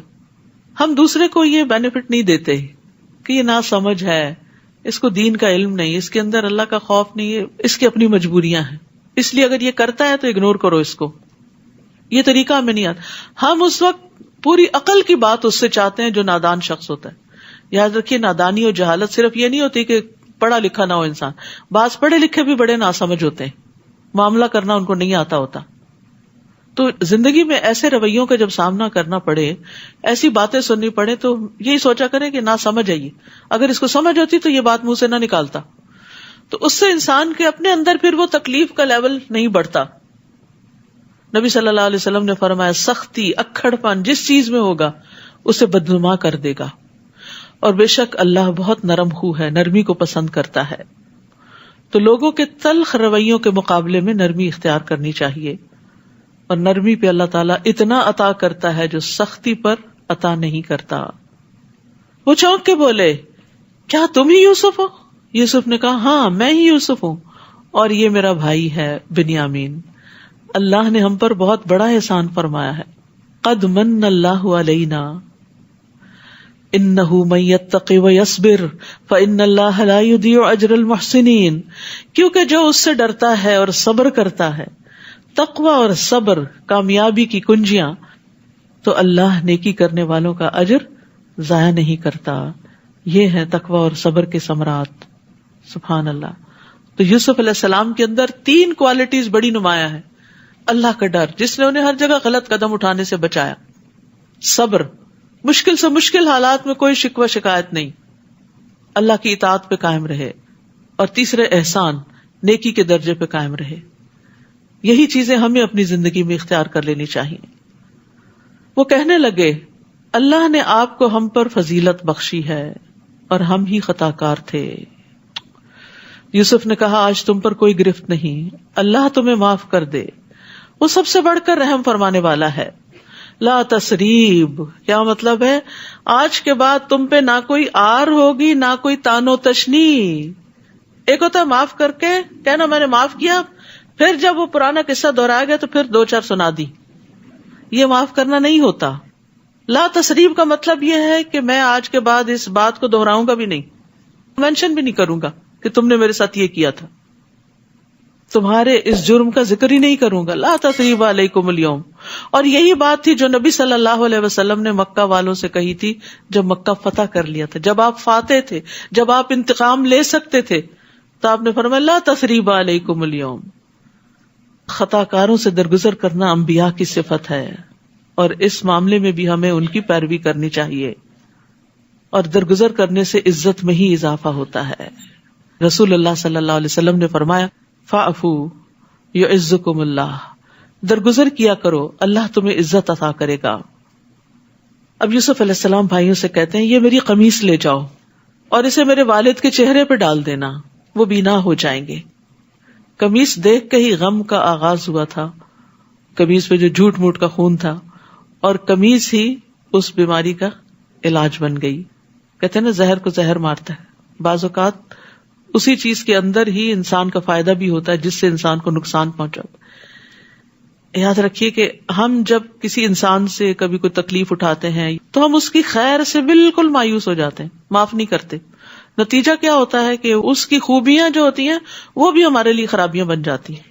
لیکن اگر آپ درگزر سے کام لیں، اپنے بچے کو، اپنی بہو کو، اپنے بہن بھائی کو معاف کر دیں، کل کسی مصیبت کے وقت وہ اس طرح آپ کے کام آتا ہے کہ کوئی اور نہیں آتا، وہی آپ کا مددگار بن جاتا ہے. اور یہ معاف کرنے کے فوائد میں سے ہے. اور انہیں لے کر تم سب اہل و عیال سمیت میرے پاس آ جاؤ. جب یہ قافلہ مصر سے روانہ ہوا تو اس وقت ان کے باپ یعقوب نے کہا اگر تم مجھے یہ نہ کہو کہ بوڑھا سٹھیا گیا ہے تو میں یوسف کی خوشبو محسوس کر رہا ہوں. یہ بھی اللہ کے اذن سے تھا. یوسف چند میل دور کنویں میں تھے، خوشبو نہیں آئی، اللہ کا اذن نہیں تھا. اور ابھی قافلہ مصر سے نکلا ہی ہے تو یہاں خوشبو آ رہی ہے. ہم سب کے ایسے ایکسپیرینس ہوتے ہیں، یہ سب بھی اللہ کے اذن سے ہوتا ہے، کسی انسان کا کمال نہیں ہوتا. کبھی آپ کو مسئلہ پیش آنے والا ہوتا ہے، پہلے سے آپ سینس کر لیتے ہیں یہ ہونے لگا، تو یہ نہ سمجھے کہ میں بڑا ولی اللہ ہوں کہ میرے ساتھ یہ ہو رہا ہے. اللہ چاہے تو کسی چیز کو آپ کو خواب میں دکھا دے، پہلے سے ہی محسوس کرا دے، اندازہ کروا دے، اور چاہے تو آپ کی آنکھوں کے سامنے پڑی چیز آپ کو نظر نہ آئے. اور یہ ہم سب کے ساتھ ہوتا ہے. وہ کہنے لگے اللہ کی قسم آپ تو اسی پرانی محبت کے خبط میں پڑے ہوئے ہیں. پھر جب خوشخبری لانے والا آ گیا اس نے قمیص یعقوب کے چہرے پہ ڈالی، فوراً بینا ہو گئے. کہنے لگے میں نے تم سے کہا نہ تھا کہ میں اللہ سے وہ کچھ جانتا ہوں جو تم نہیں جانتے. وہ کہنے لگے ابا جان ہمارے لیے ہمارے گناہوں کی معافی مانگیے، واقعی ہم خطا کار تھے، وی ور رانگ. تو توبہ استغفار کے لیے بڑا ضروری ہوتا ہے کہ انسان کہ میری غلطی تھی، لا الہ الا انت سبحانک انی کنت من الظالمین، میں نے غلطی کی تو مجھے معاف کر دے. یعقوب نے کہا میں ان قریب اپنے رب سے تمہارے لیے معافی مانگوں گا رات کے پچھلے پہر، کیونکہ وبالاسحار ہم یستغفرون، سحری کے وقت وہ استغفار کرتے ہیں. آ رہے ہیں سحری کے دن، ٹھیک ہے، تو استغفار کرنا نہ بھولے اس وقت، کیونکہ اس وقت کی استغفار خاص طور پہ قبول ہوتی ہے. میں اپنے رب سے تمہارے لیے معافی مانگوں گا، وہ یقیناً معاف کر دینے والا اور رحم کرنے والا ہے. یعقوب علیہ السلام نے بھی معاف کر دیا, یوسف علیہ السلام نے بھی کر دیا. یہ پیغمبر تو اللہ کو پتا تھا نا کہ ان کے اندر یہ قابلیت ہے, ان کو اس لیے چنا, دوسرے بھائیوں کو کیوں نہیں پیغمبر بنا دیا؟ اللہ زیادہ جانتا ہے کہ اپنی رسالت کہاں رکھے. پھر جب یہ لوگ یوسف کے پاس پہنچے تو انہوں نے اپنے والدین کو اپنے پاس بٹھایا اور کنبے والوں سے کہا شہر میں چلو, انشاءاللہ امن اور چین سے یہاں رہو گے. اور یوسف نے اپنے والدین کو اٹھا کر اپنے ساتھ تخت پر بٹھایا اور اس کے بھائی یوسف کے آگے سجدے میں گر گئے. یہ سجدہ تعظیمی تھا جو ان کے لیے جائز تھا, اب ہمارے لیے جائز نہیں. حتیٰ کہ ملتے وقت کسی کے آگے یوں ساری کمر نہیں جھکانی چاہیے, ہمارے دین میں یہ بھی منع ہے. ہاتھ ملائیں, مسکرائیں, سلام بولیں, لیکن جھک کے اور نیچے ہو کے سلام نہیں کریں. یوسف نے کہا ابا جان, یہ ہے میرے اس خواب کی تعبیر جو میں نے بہت پہلے دیکھا تھا. خواب ہی سے بات شروع ہوئی تھی اور یہاں آ کے تعبیر ملی سال ہا سال کے بعد. اللہ نے اس کو حقیقت بنا دیا. اس نے اس وقت بھی مجھ پر احسان کیا جب مجھے قید خانے سے نکالا, اور اس وقت بھی جب آپ سب کو دیہات سے میرے ہاں لایا. کہاں کنعان کا ایک گاؤں اور کہاں مصر کی ترقی یافتہ مملکت. حالانکہ شیطان میرے اور میرے بھائیوں کے درمیان فتنہ کھڑا کر چکا تھا. کبھی نفس کو بلیم کرتے, کبھی شیطان کو کرتے ہیں, انسانوں کو نہیں کرتے, بھائیوں کو نہیں کرتے. بلا شبہ میرا رب غیر محسوس تدبیروں سے اپنی مشیت پوری کرتا ہے. جو اس کا ارادہ ہوتا ہے وہ پورا کرتا ہے. بندے کو سمجھ نہیں آ رہی ہوتی, جب ڈاٹس مل جاتے ہیں تو پھر سمجھ آتی ہے اچھا یہ پکچر بن رہی تھی, کیونکہ وہ سب کچھ جاننے والا, حکمت والا ہے. رب قد آتیتنی من الملک وعلمتنی من تأویل الاحادیث فاطر السماوات والارض انت ولی فی الدنیا والآخرہ توفنی مسلما والحقنی بالصالحین. اے میرے رب, تو نے مجھے حکومت بھی عطا کی اور خوابوں کی تعبیر بھی سکھائی. تو آسمانوں اور زمین کو پیدا کرنے والا ہے, تو ہی دنیا اور آخرت میں میرا سرپرست ہے. سارا کنبہ بھی آ گیا تو سرپرست اپنے رب کو ہی مان رہے ہیں. یہ نہیں کہا کہ اب تو میرے اپنے آگے اور اب میں زیادہ مضبوط ہو گیا ہوں. اسلام پر میرا خاتمہ کر اور مجھے نیک لوگوں میں شامل کر لے. یہاں یوسف علیہ السلام موت کی دعا نہیں کر رہے, بلکہ مانگ رہے ہیں کہ جب بھی میں مروں اسلام کی حالت میں مروں. تو تکمیل نعمت کے لیے دنیا میں کتنی بھی بڑی سے بڑی اچیومنٹ آپ کو ہو, بڑی سے بڑی نعمت ملے, لیکن اگر خاتمہ اچھا نہیں نا تو کچھ اچھا نہیں. تو اچھے خاتمے کی دعا کرنی چاہیے. اللہم احسن عاقبتنا فی الامور کلھا واجرنا من خزی الدنیا وعذاب الآخرہ. اور اسی طرح یہ دعا بھی ہے اللہم توفنا مسلمین واحینا مسلمین والحقنا بالصالحین غیر خزایا ولا مفتونین. اور نبی صلی اللہ علیہ وسلم کی آخری دعا کیا تھی؟ اللہم اغفر لی وارحمنی والحقنی بالرفیق الاعلی. تو اچھی صحبت کی دعا دنیا میں بھی, مرنے کے بعد بھی. وَتَوَفَّنَا مَعَ الْأَبْرَارِ, اللہ دنیا میں بھی نیک لوگوں کا ساتھ اور موت بھی نیک لوگوں کے ہاتھوں میں آئے. ذَلِكَ مِنْ أَنْبَاءِ الْغَيْبِ نُوحِيهِ إِلَيْكَ. اے نبی صلی اللہ علیہ وسلم, یہ قصہ بھی غیب کی خبروں میں سے ہے جس کو ہم آپ کی طرف وحی کر رہے ہیں. آپ اس وقت ان کے پاس تو نہیں تھے جب برادران یوسف نے ایک بات پر اتفاق کر لیا تھا اور اسے عملی جامہ پہنانے کی مکارانہ سازش کر رہے تھے. اور آپ خواہ کتنا ہی چاہیں, ان میں سے اکثر لوگ ایمان لانے والے نہیں, قصہ سنتے ہیں, پڑھتے ہیں, جانتے ہیں, عمل نہیں کرتے. آپ اس تبلیغ پر ان سے کچھ بھی نہیں مانگتے. یہ تو تمام اہل عالم کے لیے ایک نصیحت ہے. آسمانوں اور زمین میں کتنی ہی نشانیاں ہیں جن پر یہ لوگ گزرتے ہیں اور ان کی طرف توجہ ہی نہیں کرتے. اور ان میں سے اکثر ایسے ہیں جو اللہ پر ایمان لاتے ہیں مگر ساتھ ہی ساتھ شرک بھی کرتے رہتے ہیں. تو اس لیے بڑا ضروری ہے کہ توحید کو جانیں اور چھوٹے شرک سے بھی بچیں. کیا یہ اس بات سے نڈر ہو گئے ہیں کہ اللہ کا عذاب ان پہ چھا جائے یا یکدم قیامت کی گھڑی آ جائے اور انہیں کچھ خبر نہ ہو؟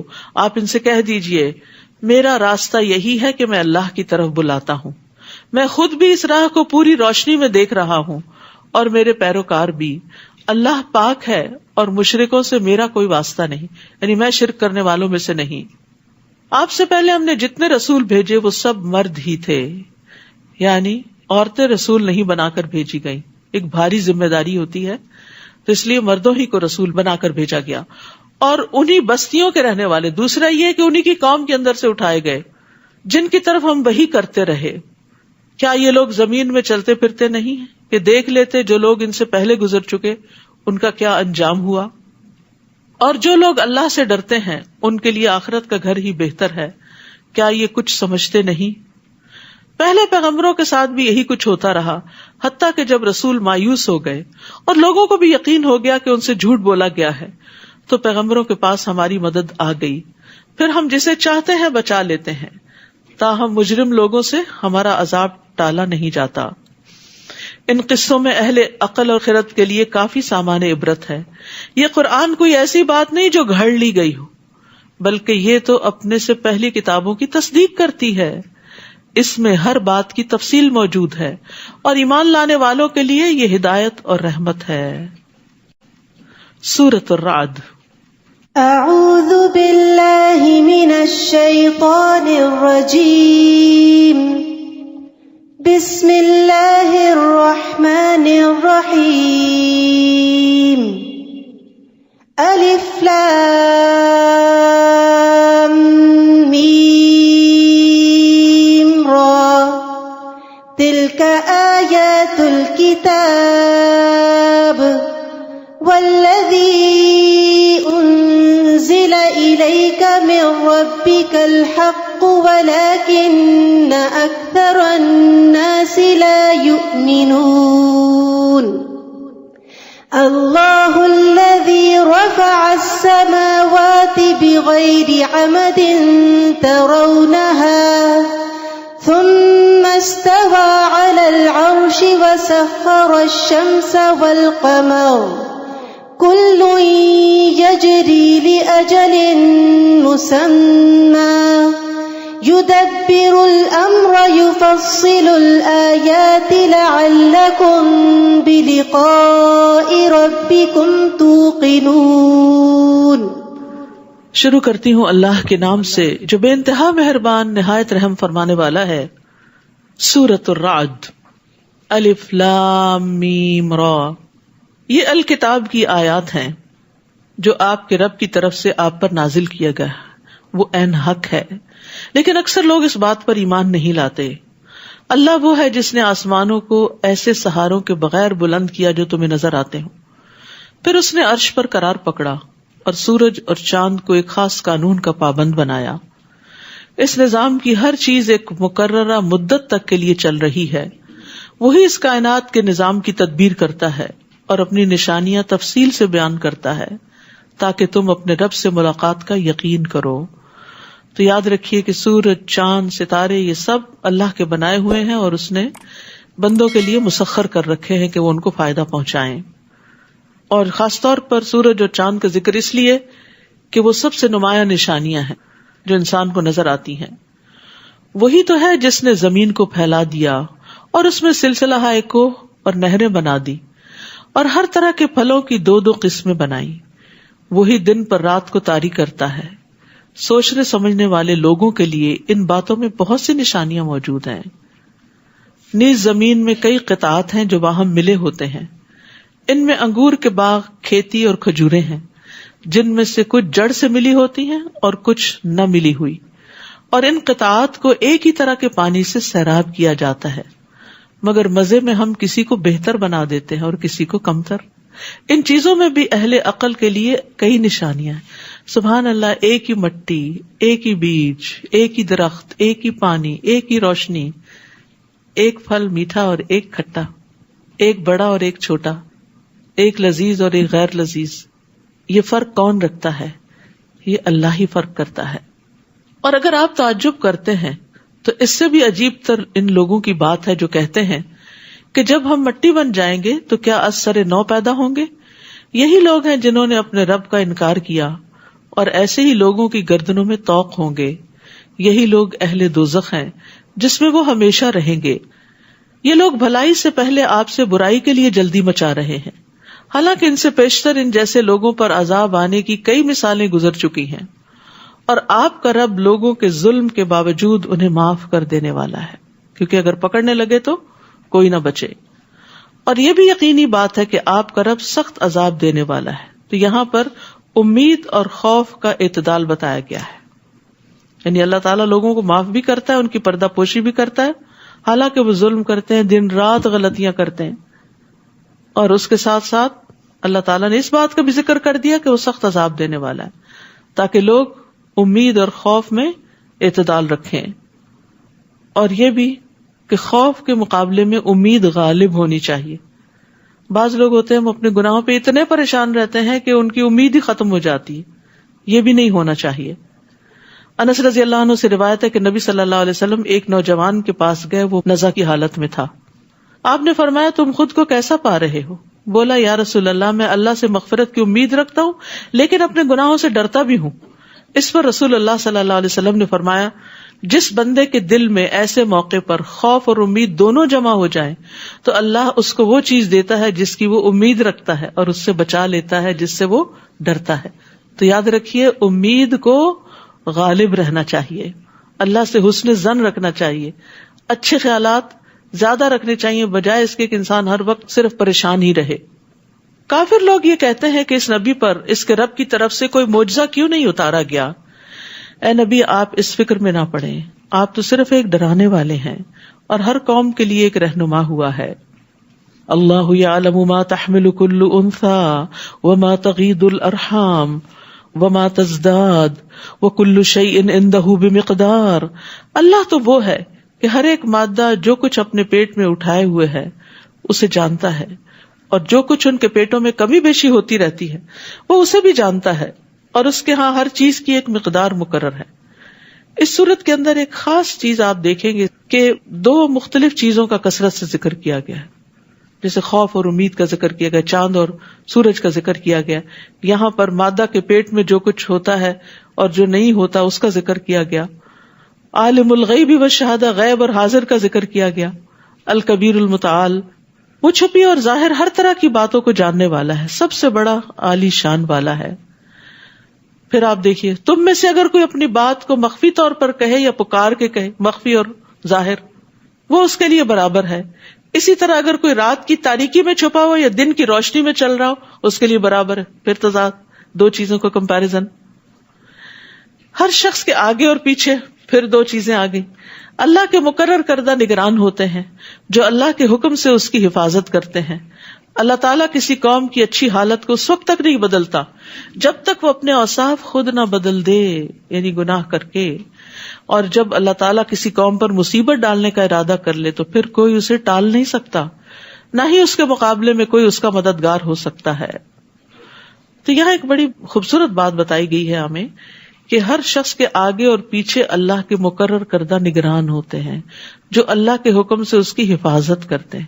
سبحان اللہ، ہمیں پتہ بھی نہیں اور ہماری لا علمی کے باوجود ہماری حفاظت ہو رہی ہے جنات سے، ضرر رساں انسانوں اور کیڑوں مکوڑوں سے.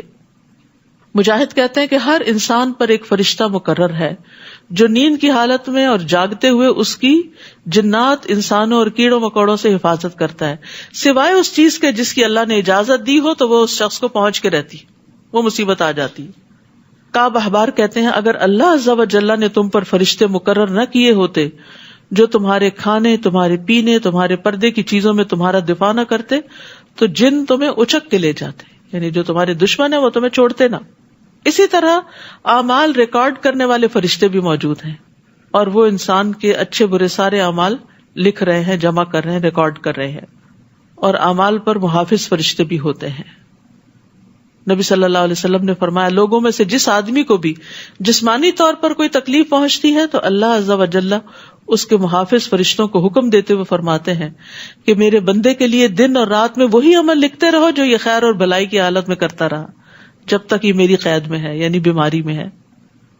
هو الذی یریکم البرق خوفا وطمعا، پھر خوف اور طمع کا ذکر ہے.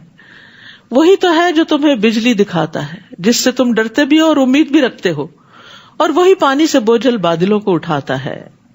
بادلوں کے گرجنے میں زمین والوں کے لیے امید بھی ہے اور وعید بھی ہے. جہاں انسان خوش ہوتا ہے وہاں ڈر بھی لگتا ہے کہ کہیں اگر اپنی حد کراس کر گئے تو عذاب بن جائے گا.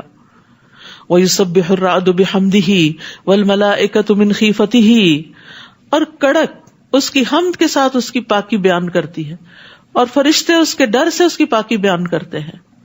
اور رعد ایک فرشتے کا نام بھی ہے جو بادلوں کو چلاتا ہے. تو یہاں رعد اور ملائکہ پھر دو چیزوں کا ذکر ہے.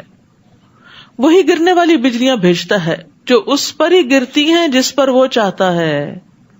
درحال کہ وہ اللہ کے بارے میں جھگڑا کر رہے ہوتے ہیں، فی الواقع اس کی تدبیر بڑی زبردست ہے. لہو دعوت الحق والذین یدعون من دونہ لا یستجیبون لهم بشیء الا کباسط کفیہ الی الماء لیبلغ فاہ وما هو ببالغہ وما دعاء الکافرین الا فی ضلال. اسی کو پکارنا برحق ہے، اور جو لوگ اس کے علاوہ دوسروں کو پکارتے ہیں وہ انہیں کچھ بھی جواب نہیں دے سکتے. انہیں پکارنا تو ایسا ہے جیسے کوئی شخص پانی کی طرف اپنا ہاتھ اس لیے پھیلائے کہ پانی اس کے منہ تک پہنچ جائے، حالانکہ پانی کبھی اس کے منہ تک نہیں پہنچ سکتا. کافروں کی پکار بھی ایسی ہی گمراہ ہو جاتی ہے. یاد رکھیے کہ جب انسان اللہ کے علاوہ کسی اور بت، درخت، پتھر، پہاڑ، ستارے کو پکارتا ہے کہ میری مدد کرو، تو وہ تو سنتا ہی نہیں اور مدد بھی نہیں کرتے. یعنی غیر اللہ کے آگے ہاتھ پھیلانا ایسے ہی ہے جیسے پانی کے آگے ہاتھ پھیلا کے انسان پانی کو حکم دے کہ آؤ، تو وہ نہیں آتا. وَلِلَّهِ يَسْجُدُ مَن فِي السَّمَاوَاتِ وَالْأَرْضِ طَوْعًا وَكَرْهًا وَظِلَالُهُم بِالْغُدُوِّ وَالْآصَالِ. آسمانوں اور زمین میں جتنی بھی چیزیں ہیں چاروں ناچار اللہ کو سجدہ کر رہی ہیں. اسی طرح ان کے سائے صبح و شام سجدہ ریز ہوتے ہیں. طَوْعًا وَكَرْهًا، پھر کمپیریزن. تو اس آیت میں سجدے کی حکمت بیان کی گئی ہے. آپ ان سے پوچھئے آسمانوں اور زمین کا رب کون ہے؟ کہہ دیجئے اللہ. پھر کہیے کیا تم نے ایسے معبودوں کو اپنا کارساز بنا لیا ہے جو اپنے بھی نفع و نقصان کا اختیار نہیں رکھتے؟ پھر پوچھئے کیا بینا اور نابینا برابر ہو سکتے ہیں؟ پھر کمپیریزن. کیا اندھیرے اور روشنی برابر ہو سکتے ہیں؟ پھر دو چیزیں.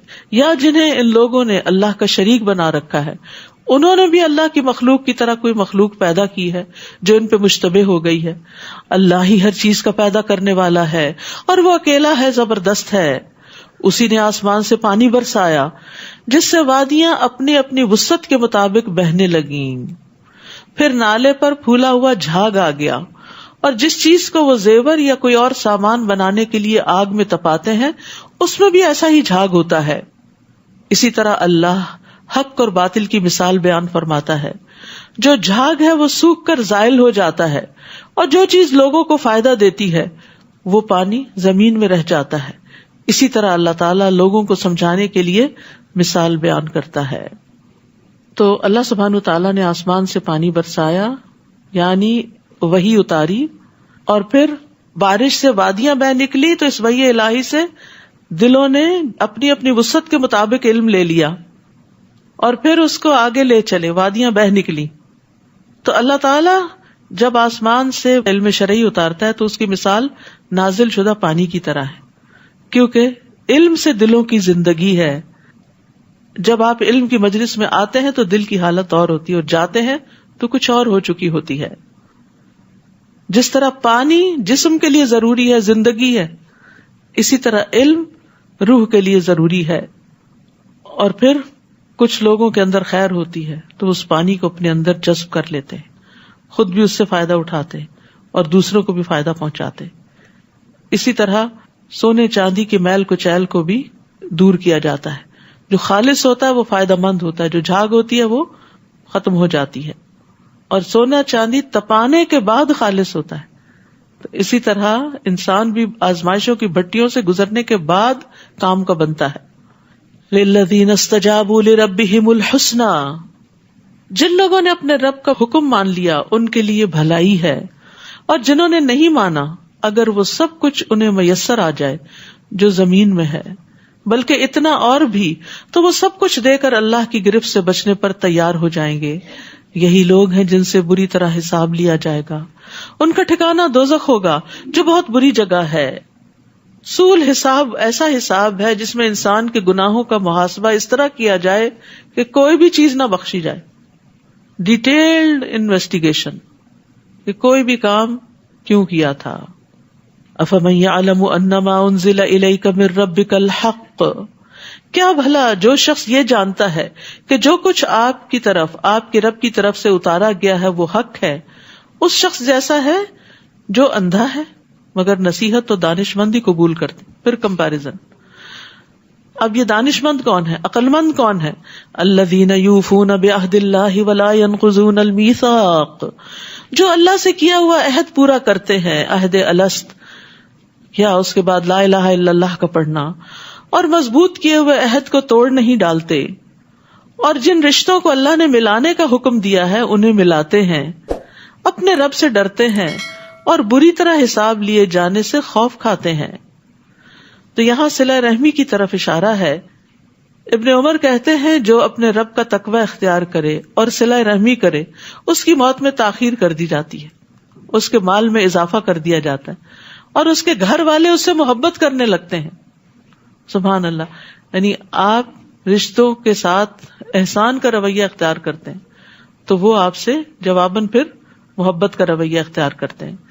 رسول اللہ صلی اللہ علیہ وسلم نے فرمایا جو شخص صلہ رحمی کے لیے جتنا عطیہ دیتا ہے، جیسا گفٹ دیتا ہے، جتنا خرچ کرتا ہے، اللہ اس کے مال میں اتنا ہی اضافہ کر دیتا ہے۔ لیکن سب سے مشکل رشتہ داروں کو ہی دینا لگتا ہے۔ دوست احباب کو بھی تحفے تحائف دے دیتے ہیں، اوروں پہ بھی خرچ کر لیتے ہیں، اپنی ذات پہ بھی، اپنے بچوں وغیرہ پہ بھی، لیکن بہن بھائیوں اور ان کے بچوں اور جو بھی صلہ رحمی کے مستحق ہیں ان کا عام طور پر خیال نہیں رکھتے۔ رمضان شروع ہو رہا ہے، ہم سب کو ایک لسٹ بنانی چاہیے کہ ہمارے خاندان میں کون کون ضرورت مند ہے، اور اسپیشل گفٹ بھجوائیں، اور ان میں سے جو اچھے بھلے ہیں آپ ان کو عیدی بھی بھجوا سکتے ہیں۔ یعنی ضروری نہیں ہوتا کہ کوئی محتاج اور فقیر ہی ہو تو اس کو آپ نے دینا ہے۔ عیدی دینے کا فائدہ کیا ہوتا ہے کہ تعلق جڑ جاتا ہے، بچے خوش ہو جاتے ہیں، انتظار کر رہے ہوتے ہیں، اور مرنے کے بعد بھی آپ کو یاد کرتے ہیں کہ ہماری نانی ہمیں عیدی دیا کرتی تھی۔ تو دنیا میں بھی فائدہ، مال میں اضافہ، عمر میں اضافہ، اور آخرت کا حساب آسان۔ اور جنہوں نے اپنے رب کی رضا کے لیے صبر کیا، نماز قائم کی، اور اللہ نے جو کچھ انہیں دے رکھا ہے اس میں سے پوشیدہ اور علانیہ خرچ کیا، اور برائی کا بھلائی سے جواب دیا، انڈر لائن، برائی کا بھلائی سے جواب دیا، یہی لوگ ہیں جن کے لیے آخرت کا گھر ہے۔ بدسلوکی کے مقابلے میں حسن سلوک۔ تو انسان سے غلطی تو ہو جاتی ہے، تو ساتھ ہی انسان نیکی کر لے، اور اگر کسی کے ساتھ زیادتی ہو جائے تو اس سے سوری کر لے۔ نبی صلی اللہ علیہ وسلم کا اخلاق کیا تھا؟ ایک بدو نے آپ کی چادر اس طرح پکڑی کہ آپ کے جسم پہ نشان پڑ گیا، اس نے کہا مجھے بھی اس مال میں سے دیجیے جو اللہ نے آپ کو دیا۔ آپ دیکھ کے مسکرائے اور حکم دیا کہ اس کو کچھ دیا جائے، برائی کے بدلے میں بھلائی۔ ایسا کرنے والے بہت زبردست سودا کر رہے ہیں۔ جنات و عدن یدخلونہ، وہ ہمیشہ قائم رہنے والے باغوں میں داخل ہوں گے، اور ان کے ساتھ ان کے آبا و اجداد، ان کی بیویوں اور ان کی اولاد میں سے جو نیک ہوں گے وہ بھی داخل ہوں گے، اور فرشتے جنت کے ہر دروازے سے ان کے استقبال کو آئیں گے، صبح و شام ان کو سلام کریں گے، آ کے سلام علیکم بما صبرتم فنعم عقبی الدار، کہیں گے تم پر سلامتی ہو کیونکہ تم نے دنیا میں مصیبتوں پر صبر کیا۔ صبر کا بدلہ جنت ہے۔ سو یہ آخرت کا گھر کتنا ہی اچھا ہے، وہاں مشکل ہوئی، کڑوے دن گزرے، لیکن انجام اچھا ہوا، کامیابی یہی ہے۔ اور اس کے برعکس دوسرا گروہ، پھر کمپیرزن ہے، جو لوگ اللہ سے کیے ہوئے عہد کو مضبوط کرنے کے بعد توڑ دیتے ہیں، اور جن رشتوں کو اللہ نے ملانے کا حکم دیا ہے انہیں کاٹ دیتے ہیں، اور زمین میں فساد برپا کرتے ہیں، ایسے لوگوں کے لیے لعنت ہے، اور ان کے لیے آخرت میں برا گھر ہے۔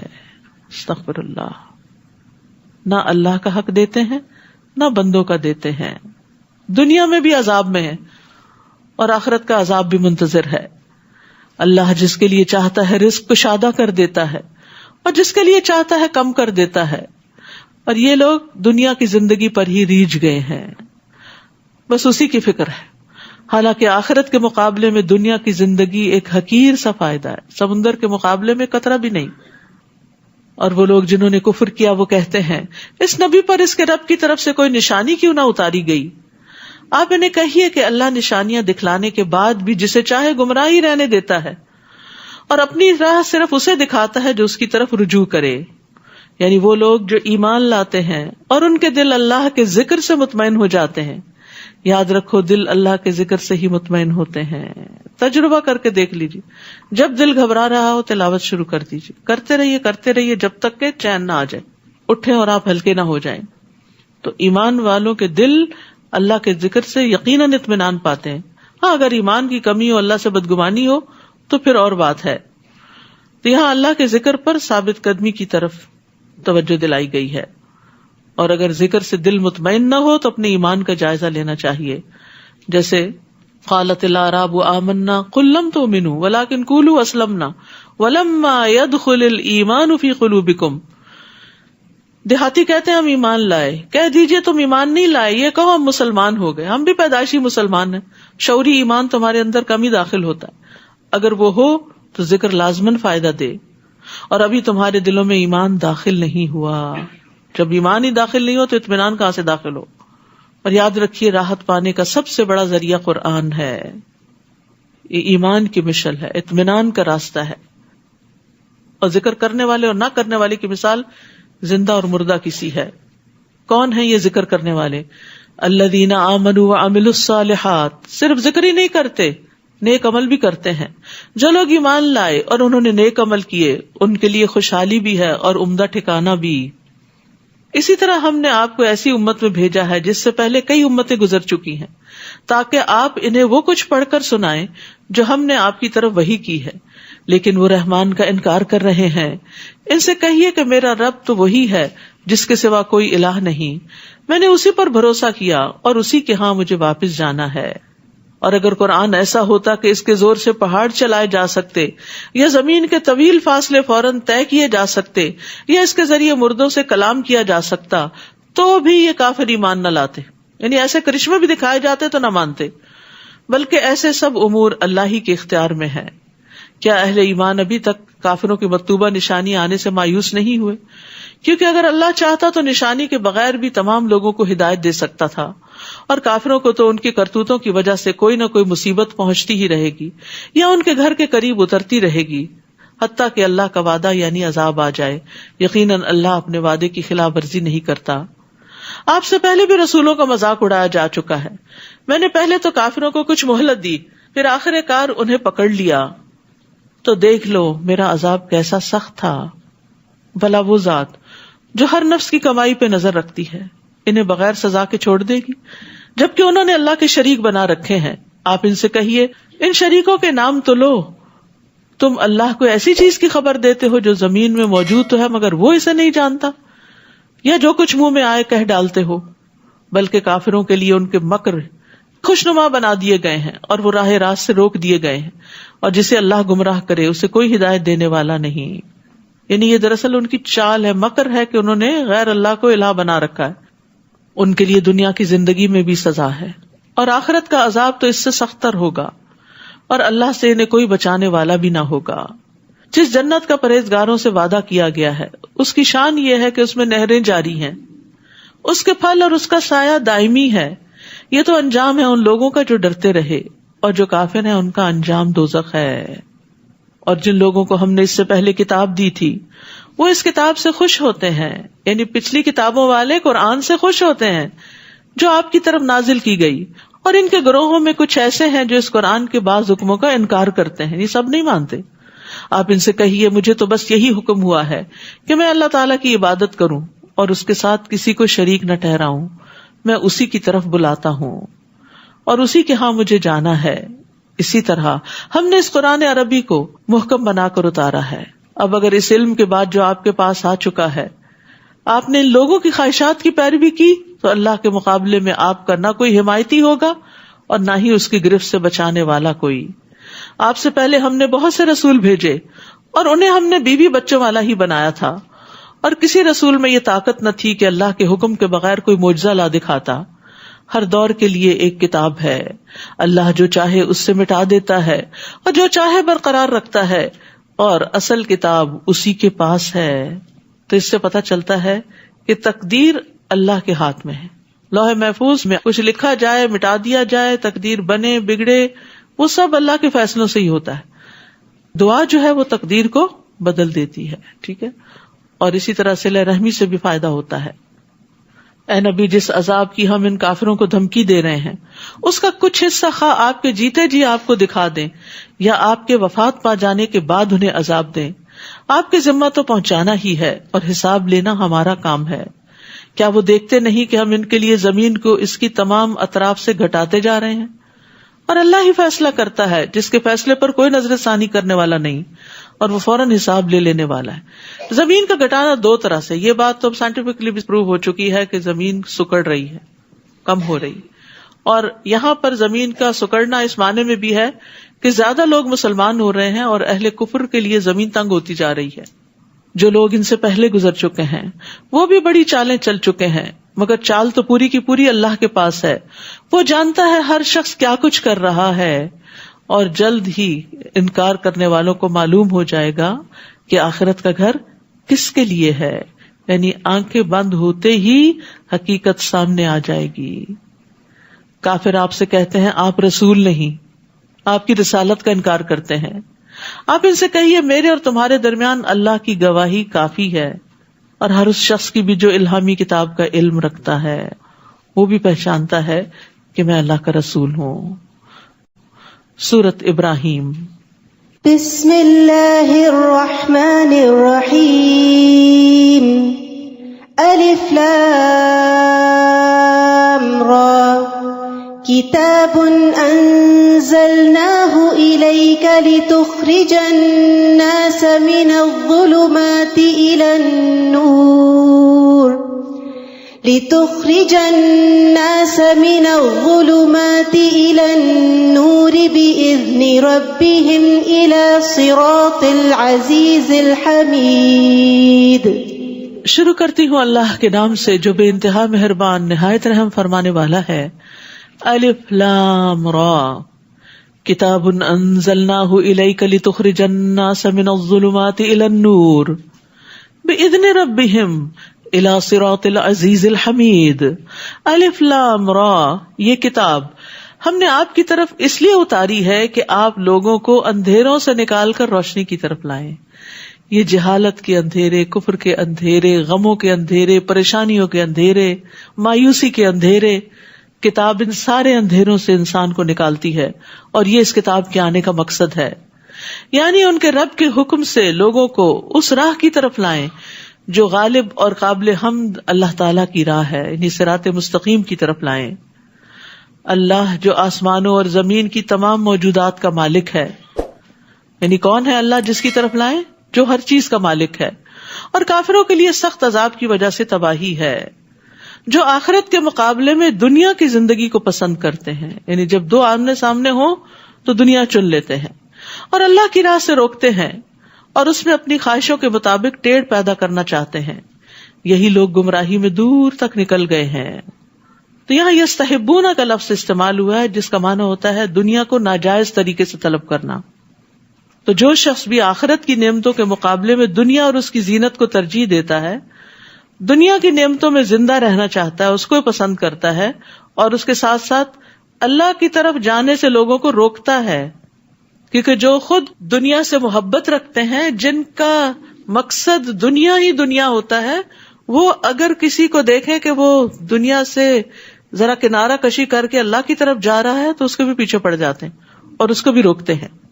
وما ارسلنا من رسول الا بلسان قومه, اور ہم نے جو بھی رسول بھیجا اس نے اپنی قوم کی زبان میں ہی پیغام دیا تاکہ لینگویج بیریئر نہ ہو, تاکہ وہ ان کے لیے ہر بات واضح طور پر بیان کر سکے, میسج تھرو ہو جائے. پھر اللہ جسے چاہتا ہے گمراہ کرتا ہے اور جسے چاہتا ہے ہدایت دیتا ہے, اور وہ ہر چیز پر غالب اور حکمت والا ہے. اور ہم نے موسیٰ کو اپنے معجزے دے کر بھیجا اور حکم دیا کہ اپنی قوم کو اندھیروں سے نکال کر روشنی میں لاؤ, اور انہیں اللہ تعالیٰ کے ایام واقعات عذاب الہی سے عبرت دلاؤ. ان واقعات میں ہر صبر اور شکر کرنے والے کے لیے بہت سے عبرت کے نشان ہیں. یعنی لکل صبار شکور, یہ جملہ کئی جگہ پر آیا ہے. تو خوشحالی یا تکلیف, نعمتیں یا مصائب, ان باتوں کے ذریعے اللہ تعالیٰ آزماتا ہے. تو تکلیف میں صبر کرے اور نعمت پہ شکر کرے تو اللہ تعالیٰ کی طرف سے پھر توفیق حاصل ہوتی ہے نیک کام کرنے کی. اور شکر کیا ہوتا ہے؟ شکر کا لفظ ہم بہت دفعہ پڑھتے ہیں لیکن ہم صرف لفظ ہی دہرا دیتے ہیں. شکر کہتے ہیں نعمت دینے والے کی نعمت کا عاجزی, انکساری اور محبت سے اعتراف کرنا کہ اللہ نے دی ہے یہ. ابن قیم کہتے ہیں بس جو شخص نعمت کو نہیں پہچانتا کہ یہ نعمت ہے، جیسے اسلام نعمت ہے یا کوئی تکلیف بھی نعمت ہے، بلیسنگ ان ڈسگائز، وہ اس سے جاہل ہے تو وہ اس کا شکر بھی ادا نہیں کرتا. اسی لیے مومن تکلیف میں بھی اللہ کا شکر ادا کرتا ہے کہ یہ بھی کسی فائدے کے لیے آئی ہے، یا تو دنیا کا کوئی ہوگا یا آخرت کے گناہ معاف ہوں گے. پھر وہ کہتے ہیں جو نعمت کو تو پہچانتا ہے لیکن اس نعمت کے دینے والے کو نہیں پہچانتا، یہ بھی شکر نہیں. پھر کہتے ہیں جو نعمت اور نعمت دینے والے کو پہچانتا ہے لیکن اس نعمت کا انکار کرتا ہے تو وہ بھی ناشکرا ہے. جو نعمت عطا کرنے والے کو پہچانتا ہے، اس کا اقرار بھی کرتا ہے، اس کا انکار نہیں کرتا، لیکن نعمت دینے والے کے لیے عاجزی اختیار نہیں کرتا، نہ اس سے محبت کرتا ہے، نہ اس سے راضی ہوتا ہے، وہ بھی شکر ادا نہیں کرتا. تو شکر کیا ہے؟ نعمت دینے والے کو پہچاننا، نعمت کا اقرار، نعمت دینے والے کے لیے عاجزی اختیار کرنا، اس سے محبت کرنا، اس سے راضی ہونا، اور اس نعمت کو دینے والے کی محبوب جگہ اور اس کی اطاعت کے کام میں خرچ کرنا. تو دراصل یہ ہے شکر، جسے شکر ادا کرنا کہتے ہیں.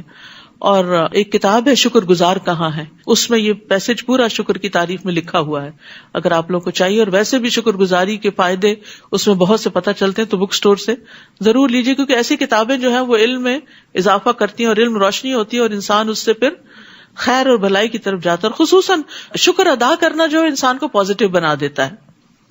اور یاد کرو جب موسیٰ نے اپنی قوم سے کہا، اللہ کے اس احسان کو یاد کرو جو اس نے تم پر کیا، جب اس نے تمہیں فرعونیوں سے نجات دی. وہ تمہیں بری طرح سزا دیتے تھے، تمہارے بیٹوں کو تو مار ڈالتے تھے اور تمہاری عورتوں کو زندہ بچا رکھتے تھے، اور اس میں تمہارے رب کی طرف سے بہت بڑی آزمائش تھی. اور جب تمہارے رب نے اعلان کیا تھا اگر تم شکر ادا کرو گے تو تمہیں اور زیادہ دوں گا، لئن شکرتم لازیدنکم، اور اگر ناشکری کرو گے تو پھر میرا عذاب بھی بڑا سخت ہے. تو انعام پر، نعمت پر انسان اگر شکر ادا کرے تو اللہ کا فضل بھی بڑھ جاتا ہے. اور وہ فضل کیا ہوتا ہے؟ مزید نیک کاموں کی توفیق ملتی جاتی ہے اور اس پر اجر بھی ملتا ہے. شکر سے نعمت قید ہو جاتی ہے. بیماری میں بھی انسان اگر شکر ادا کرے تو اللہ تعالیٰ پہلے سے اچھی صحت دے دیتا ہے. بیماری صحت کا باعث بن جاتی ہے. کئی چھپے ہوئے امراض درست ہو جاتے ہیں. لیکن اس کے برعکس ناشکری پر کہ ہائے واہ ویلا مچا دے انسان اور کہ وائے می، تو پھر کیا ہوتا ہے؟ اس پر اللہ کی ناراضگی آتی ہے. ہر حال میں شکر کے کلمات ادا کرتے رہنا چاہیے. اور خواتین کو خصوصاً شکر ادا کرنے میں مشکل ہوتی ہے، جس کی طرف نبی صلی اللہ علیہ وسلم نے توجہ بھی دلائی کہ وہ شوہروں کی شکر گزار نہیں ہوتی. ان کی طرف سے جو ملتا ہے اس کا کوئی ذکر نہیں، اور کوئی تکلیف پہنچے تو سب کو نشر. اور موسیٰ نے تم سے کہا اگر تم اور جو بھی روئے زمین پر موجود ہیں سب کے سب کفر کرو گے تو بھی اللہ تم سب سے بے نیاز ہے، کیونکہ وہ خود اپنی ذات میں محمود ہے. کیا تمہیں ان لوگوں کے حالات نہیں پہنچے جو تم سے پہلے گزر چکے ہیں، جیسے نوح، عاد اور سمود کی قومیں، اور ان کے بعد آنے والے لوگوں کے حالات جنہیں صرف اللہ ہی جانتا ہے. ان کے پاس ان کے رسول واضح دلائل لے کر آئے تو انہوں نے اپنے ہاتھ اپنے منہ میں دے لیے اور کہنے لگے جو پیغام تم لائے ہو ہم اس کا انکار کرتے ہیں، اور جس بات کی طرف تم ہمیں بلاتے ہو اس سے ہم ایسے شک میں پڑ گئے جو ہمیں بے چین کر رہا ہے. رسولوں نے انہیں کہا کیا اس اللہ کے بارے میں شک ہے جو آسمانوں اور زمین کا پیدا کرنے والا ہے؟ وہ تمہیں بلاتا ہے کہ تمہارے گناہ معاف کر دے اور ایک معین عرصے تک تمہیں مہلت بھی دیتا ہے. وہ کہنے لگے تم تو ہمارے ہی جیسے انسان ہو، تم چاہتے یہ ہو کہ ہمیں ان معبودوں سے روک دو جنہیں ہمارے باپ دادا پوجتے تھے، ہمارے پاس کوئی واضح معجزہ تو لاؤ. یعنی الٹا پیغمبروں کی نیت پہ شک کیا، ان کی بات کو ٹویسٹ کیا اور کچھ سے کچھ بنا دیا. پیغمبر کس چیز کی طرف بلا رہے تھے اور وہ اس کو کس طرح انٹرپریٹ کر رہے تھے. اور جو بھی اللہ کی طرف بلاتا ہے ضروری نہیں کہ لوگ اس کی بات سمجھ جائیں، بعض اوقات وہ اس کو غلط معنی دیتے ہیں اور خوب تنقید کرتے ہیں، حالانکہ آپ نے وہ بات کہی نہیں ہوتی. ایسے میں یہ چیز بڑی تسلی دیتی ہے کہ اللہ تو جانتا ہے ہم کیا کر رہے ہیں. مثلاً قرآن مجید میں اللہ تعالیٰ ہی صبر کا حکم دے رہے ہیں نا. کتنی دفعہ صبر کا ذکر ہوا، کتنی دفعہ شکر کا ذکر ہوا. تو اگر کوئی شخص آپ کو یہ کہے کہ آپ روز یہی قصہ سناتی ہیں کہ صبر کرو شکر کرو صبر کرو شکر، تو یہ کس نے کہا ہے؟ میں اپنے پاس سے تو نہیں گھڑ کے کہہ رہی کہ یہ کرو. یہ تو جس نے ہمیں پیدا کیا ہے وہی پیغام دے رہا ہے، اور اگر ہم یہ کریں گے تو ان فائدوں کو بھی پہنچیں گے. اور اگر ہم صبر و شکر نہیں کرتے تو مزریبل لائف گزارتے ہیں. ہر وقت کڑواہٹ بھری رہتی ہے ہمارے منہ میں، جب بات نکلتی ہے منہ سے کڑوی نکلتی. ظاہر جیسا منہ ہوگا ویسی بات نکلے گی نا، جیسا دل ہوگا ویسے ہی خیالات ہوں گے آپ کے دوسروں کے بارے میں. پھر آپ کو دوسروں کی بات بھی سمجھ نہیں آتی، ان کی خیر خواہی بھی نہیں آپ کو نظر آتی کہ وہ آپ کے لیے اچھا چاہتے ہیں. تو ایک بدگمانی 100 بیماریوں کو جنم دیتی ہے. رسولوں نے انہیں کہا ٹھیک ہے ہم تمہارے ہی جیسے انسان ہیں، مگر اللہ اپنے بندوں میں سے جس پر چاہتا ہے انسان فرما دیتا ہے، اور یہ ہماری طاقت نہیں کہ اللہ کے حکم کے بغیر کوئی معجزہ لا سکیں، اور ایمان لانے والوں کو اللہ ہی پر بھروسہ کرنا چاہیے. اور ہم اللہ پر کیوں نہ بھروسہ کریں جبکہ اس نے ہمیں ہماری سب راہیں دکھا دی ہیں، اور جو دکھ تم ہمیں دے رہے ہو اس پر ہم صبر کریں گے، اور بھروسہ کرنے والوں کو اللہ ہی پر بھروسہ کرنا چاہیے.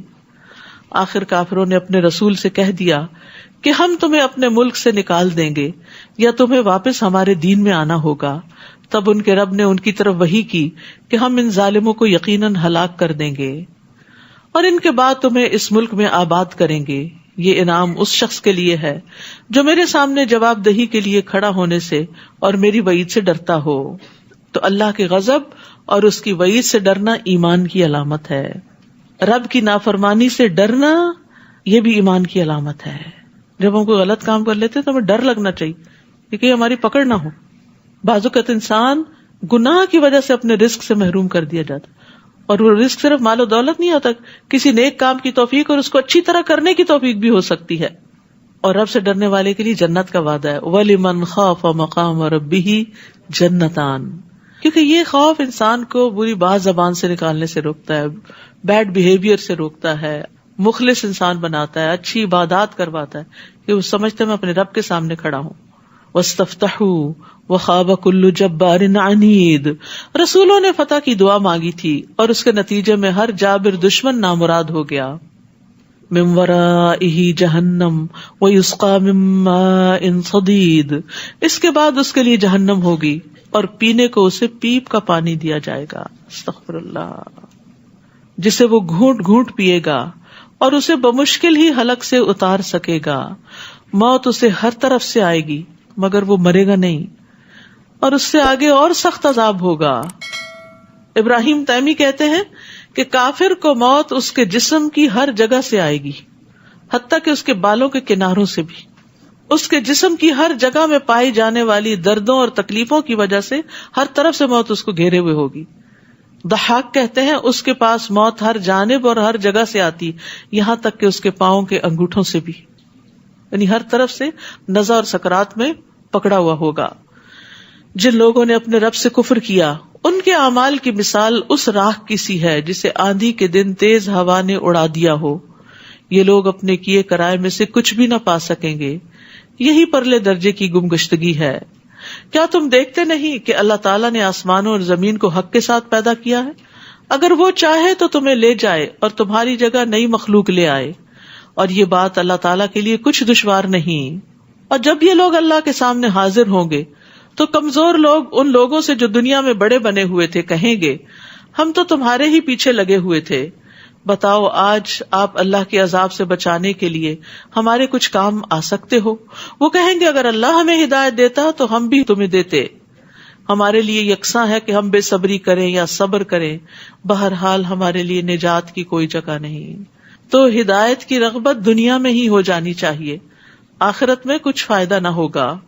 اب یہاں سے خطبہ شیطان شروع ہوتا ہے، اس کو خطبہ شیطان کہتے ہیں، کہ جب سارے انسانوں کا فیصلہ ہو چکے گا، جنت والے جنت میں چلے جائیں گے، جہنم والے جہنم میں، تو شیطان ایک خطبہ دے گا. کیا کہے گا؟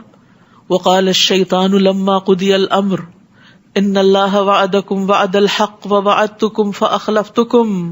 اور جب تمام امور کا فیصلہ چکا دیا جائے گا تو شیطان کہے گا اللہ نے تم سے جو وعدہ کیا تھا وہ سچا تھا، اور میں نے بھی تم سے ایک وعدہ کیا تھا جس کی میں نے تم سے خلاف ورزی کی، اور میرا تم پر کچھ زور نہ تھا، بجز اس کے کہ میں نے تمہیں اپنی طرف بلایا تو تم نے میری بات مان لی، لہٰذا آج مجھے ملامت نہ کرو بلکہ اپنے آپ ہی کو کرو.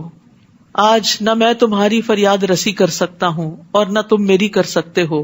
اس سے پہلے جو تم نے مجھے اللہ کا شریک بنایا میں اس کا انکار کرتا ہوں. ایسے ظالموں کے لیے یقیناً دردناک عذاب ہے. استغفر اللہ. اب آپ دیکھیے کہ ابلیس لعنہ اللہ جہنم میں جا کے جو تقریر کرے گا تو اس کا مقصد کیا ہے؟ جو ہونا تھا ہو چکا، تاکہ لوگوں کو اور زیادہ غم میں مبتلا کرے، ان کو حسرتیں دلائے، انہیں مزید خسارے میں ڈالے، ان کو پریشان کرے. دیکھیے ایک شخص آپ کو دھوکہ دیتا، آپ کو پتہ نہیں چلتا تو آپ کا غم آدھا ہوتا ہے، لیکن جب آپ کو پتہ چل جاتا ہے کہ اس نے آپ کو چیٹ کیا ہے تو پھر کیا ہوتا ہے؟ اور اگر وہ شخص بدتمیز ہو کر آپ کے منہ پہ آ کے بولنے لگے کہ میں نے کیا تمہارے ساتھ یہ، تو وہ اور زیادہ دکھی کر دیتا ہے انسان کو. یہاں شیطان کا یہی حال ہوگا کہ جو جرم وہ کرتا رہا اس کا اعلان اب اقرار کرے گا کہ ہاں میں نے کیا تھا یہ سب کچھ. تو یہ مجرم، یہ دشمن دنیا میں بھی دشمنی کر رہا ہے. ہر وہ راستہ جو اللہ کے راستے سے دور کرے وہ شیطان کا راستہ ہے. وہ بظاہر کتنا بھی خوشنما نظر آتا ہے اس سے پرہیز کرنا چاہیے.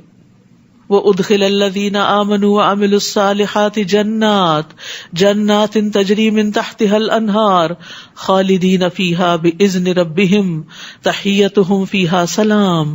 جو لوگ ایمان لائے اور نیک عمل کرتے رہے انہیں ایسے باغوں میں داخل کیا جائے گا جن میں نہریں بہ رہی ہیں، وہ اللہ کے حکم سے ان میں ہمیشہ رہیں گے. وہاں ان کی دعائے ملاقات سلام ہوگی. ہر کوئی ایک دوسرے سے ملاقات کے وقت سلام کرے گا. اللہ تعالیٰ اپنے بندوں کو سلام بھیجے گا. مومن بندے ایک دوسرے کو ملاقات پہ سلام کہیں گے. فرشتے صبح شام سلام کرنے آئیں گے. سلام ہی سلام کی پکار عام ہوگی. تو دنیا میں سلام نہیں کریں گے. آج ہماری نسلیں سلام بھولتی چلی جا رہی ہے، یو ہائے ادھر ادھر کی، اور اس میں وہ بھی فخر کرتے ہیں اور ہم بھی خوش ہوتے ہیں ان پر، اور ان کو سمجھاتے نہیں کہ کتنا بڑا فرق ہے، یہ کس راہ پہ چل پڑے. شیطان نے یہ کلمات ان کے لیے خوبصورت بنا دی ہیں جن کا کوئی مطلب ہی نہیں.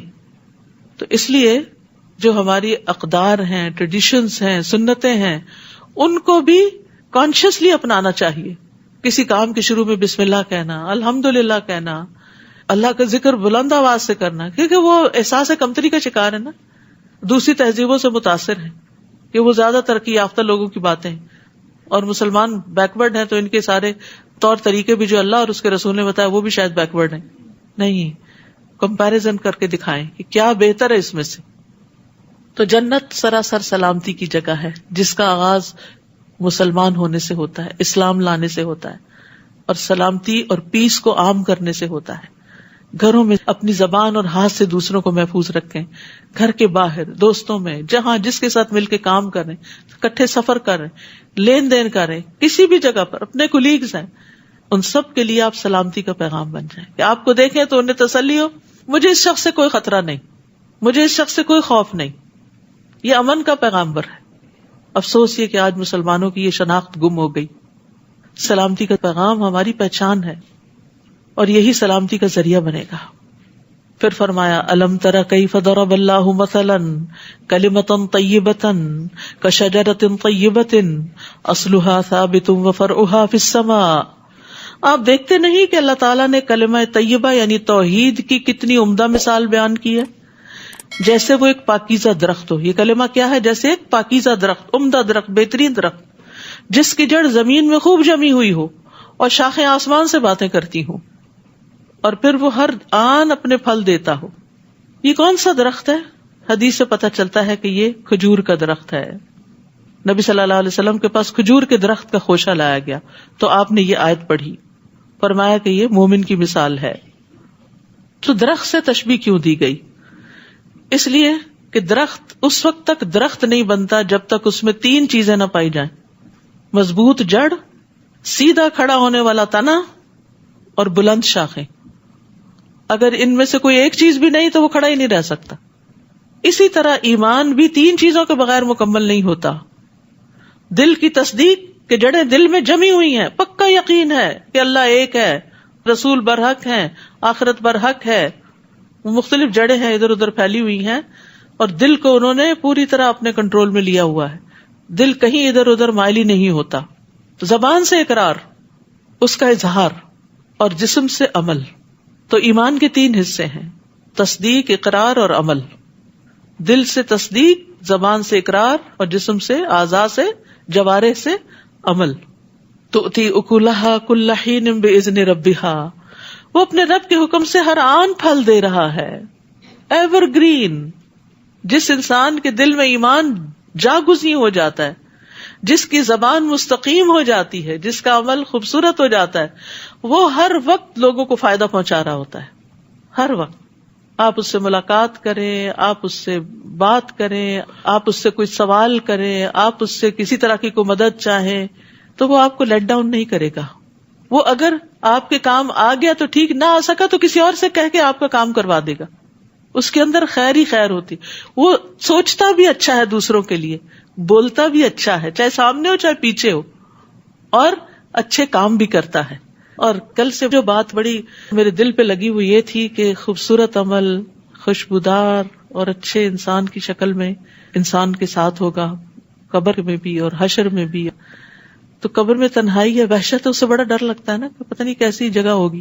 تو اس سے عمل کرنے کا شوق بڑھتا ہے کہ اچھا یہ عمل بڑھتا جائے گا، جتنا زیادہ عمل کریں گے اتنا ہی وہ خوبصورت ہوگا اور اتنا ہی وہ زیادہ بڑا ہوگا.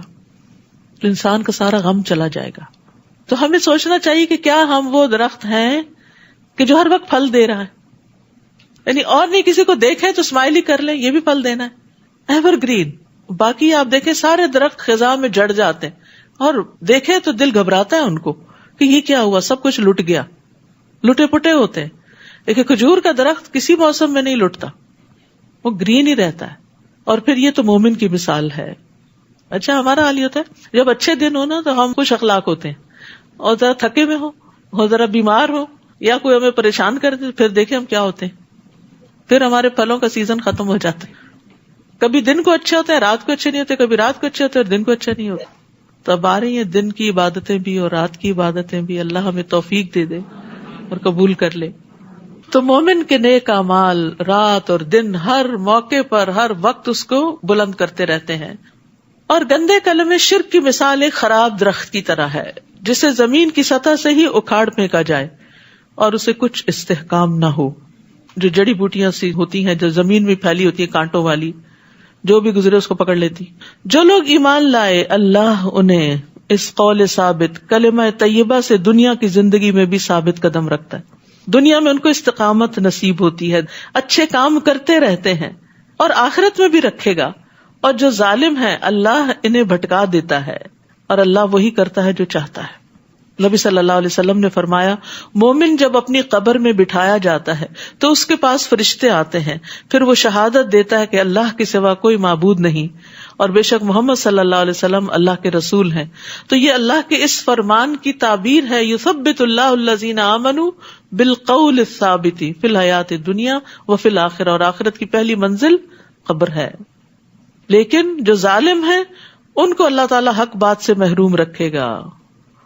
وَيُضِلُّ اللَّهُ الظَّالِمِينَ وَيَفْعَلُ اللَّهُ مَا يَشَاءُ، اور اللہ جو چاہتا ہے کرتا ہے.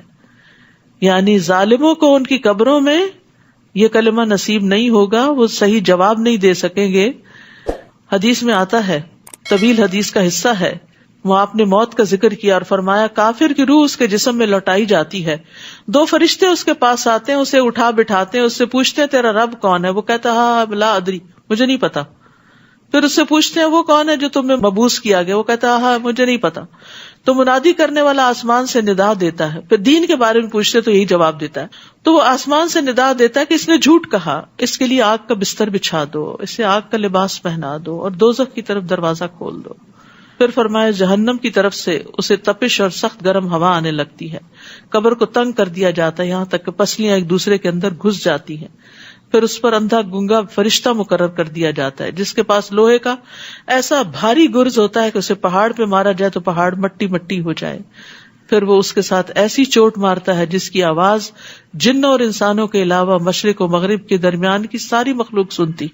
پھر وہ مٹی مٹی ہو جاتا ہے، ریزہ ریزہ ہو جاتا ہے. آپ نے فرمایا پھر روح لوٹائی جاتی ہے. پھر یہ پروسیس شروع ہوتا ہے. اللہ تعالیٰ ہم سب کو اس سے محفوظ رکھے. اور منافق کے ساتھ بھی یہی ہوتا ہے.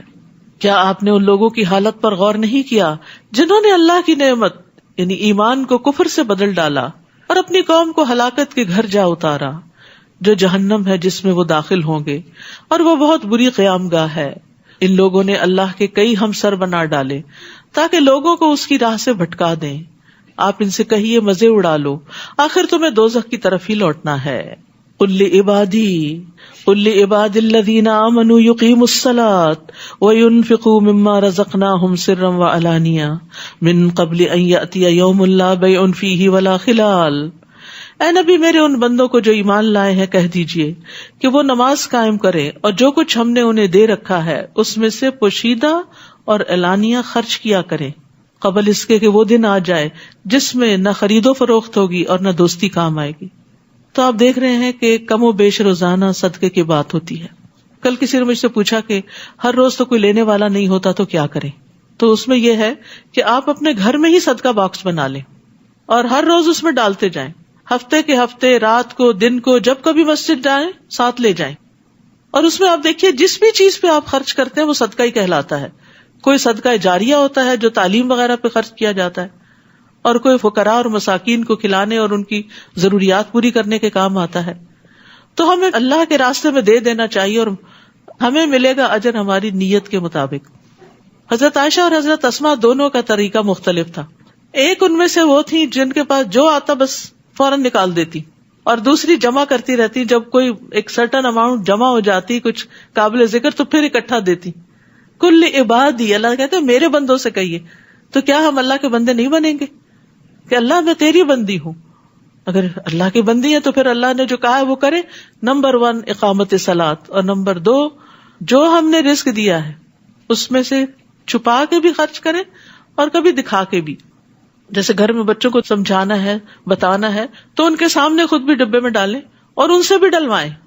خاص طور پر کیش وغیرہ اب تو مشکل ہی ہوگی نا، ہر چیز کارڈز پہ چل رہی، چینج ہوتا ہی نہیں، رکھنا ہی نہیں چاہتے کیونکہ بیگ بھاری ہو جاتا ہے. تو اب وہ پہلے جو گھروں میں پورے باکسز بھر جاتے تھے کوائنز سے، اب وہ سلسلہ بھی نہ ہونے کے برابر ہو گیا. لیکن کچھ بھی کرے انسان اپنے ہاتھ سے اپنے آگے کے لیے دے تاکہ اگلی منزلیں آسان ہوں. موت کے وقت اگر انسان سے پوچھا جائے کہ تم کیا کرنا چاہو گے تو وہ کہے گا مجھے دنیا میں بھیجو، میں ذرا صدقہ کر کے آ جاؤں. وہ یہ نہیں کہے گا میں نماز پڑھوں یا کچھ اور کروں، صدقہ کر لوں. اللہ وہ ہے جس نے آسمانوں اور زمین کو پیدا کیا اور آسمان سے پانی برسایا اور اس پانی سے تمہارے کھانے کو پھل پیدا کیے، نیز تمہارے لیے کشتی کو مسخر کیا کہ اس کے حکم سے سمندر میں رواں ہو، اور دریاؤں کو بھی تمہارے لیے مسخر کر دیا، اور تمہاری خاطر سورج اور چاند کو کام پہ لگا دیا جو لگاتار چل رہے ہیں، رکتے ہی نہیں، تھکتے ہی نہیں، اور رات اور دن کو بھی تمہاری خاطر کام پہ لگا دیا. سبحان اللہ، خود بخود رات آ جاتی ہے، ہمیں لانی نہیں پڑتی، کرٹن نیچے کرنے پڑتے ہیں لیکن رات خود ہی آ جاتی. اگر رات بھی لانی پڑتی سونے کے لیے تو پتہ نہیں کب لاتے اور کب اسے پھر چھوڑتے بھی ہاتھ سے. یہ تو شکر اللہ نے اپنے ہاتھ میں رکھا. اور جو کچھ بھی تم نے اللہ سے مانگا اس نے وہ تمہیں دیا، اور اگر اللہ کی نعمتیں گننا چاہو تو اس کا کبھی حساب نہ رکھ سکو گے، گن ہی نہیں سکتے، کیونکہ بہت سی تو ہمیں معلوم ہی نہیں. انسان تو ہے ہی بے انصاف اور ناشکرا.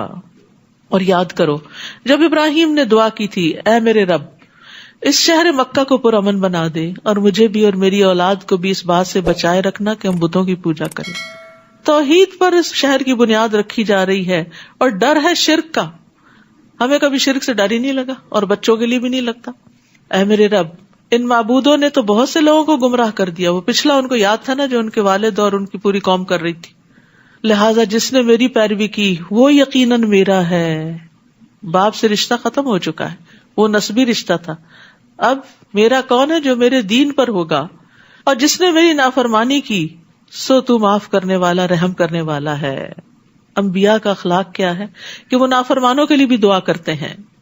جیسے حضرت ابو ہریرہ نے کہا کہ اے اللہ کے رسول، دوس نے نافرمانی کی ہے تو پھر آپ نے ان کے لیے دعا کی تھی، اللہم اہد دوسا وأت بہم ربنا انی اسکنت من ذریتی بواد غیر ذی زرع عند بیتک المحرم. اے میرے رب میں نے اپنی اولاد کے ایک حصے کو تیرے قابل احترام گھر کے پاس ایسے میدان میں لا بسایا جہاں کوئی کھیتی نہیں. ہم اپنے بچوں کو کہاں سیٹل کرنا چاہتے ہیں جہاں وہ ہم سے بھی بہتر زندگی بسر کر سکے. اور ابراہیم علیہ السلام نے اللہ کی خاطر بچوں کو کہاں لا بٹایا؟ جہاں دنیا نہیں تھی، تاکہ وہ نماز قائم کریں.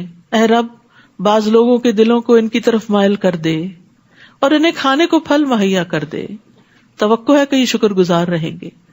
محبتوں کی دعا بھی کی کہ لوگوں کے دل ان کی طرف مائل کر دے، اور کھانے کے لیے بھی بہترین چیز مانگی. تو ربنا آتنا فی الدنیا حسنہ، بے شک آپ دین کے لیے قربانیاں کریں، لیکن حسنہ مانگتے رہیں.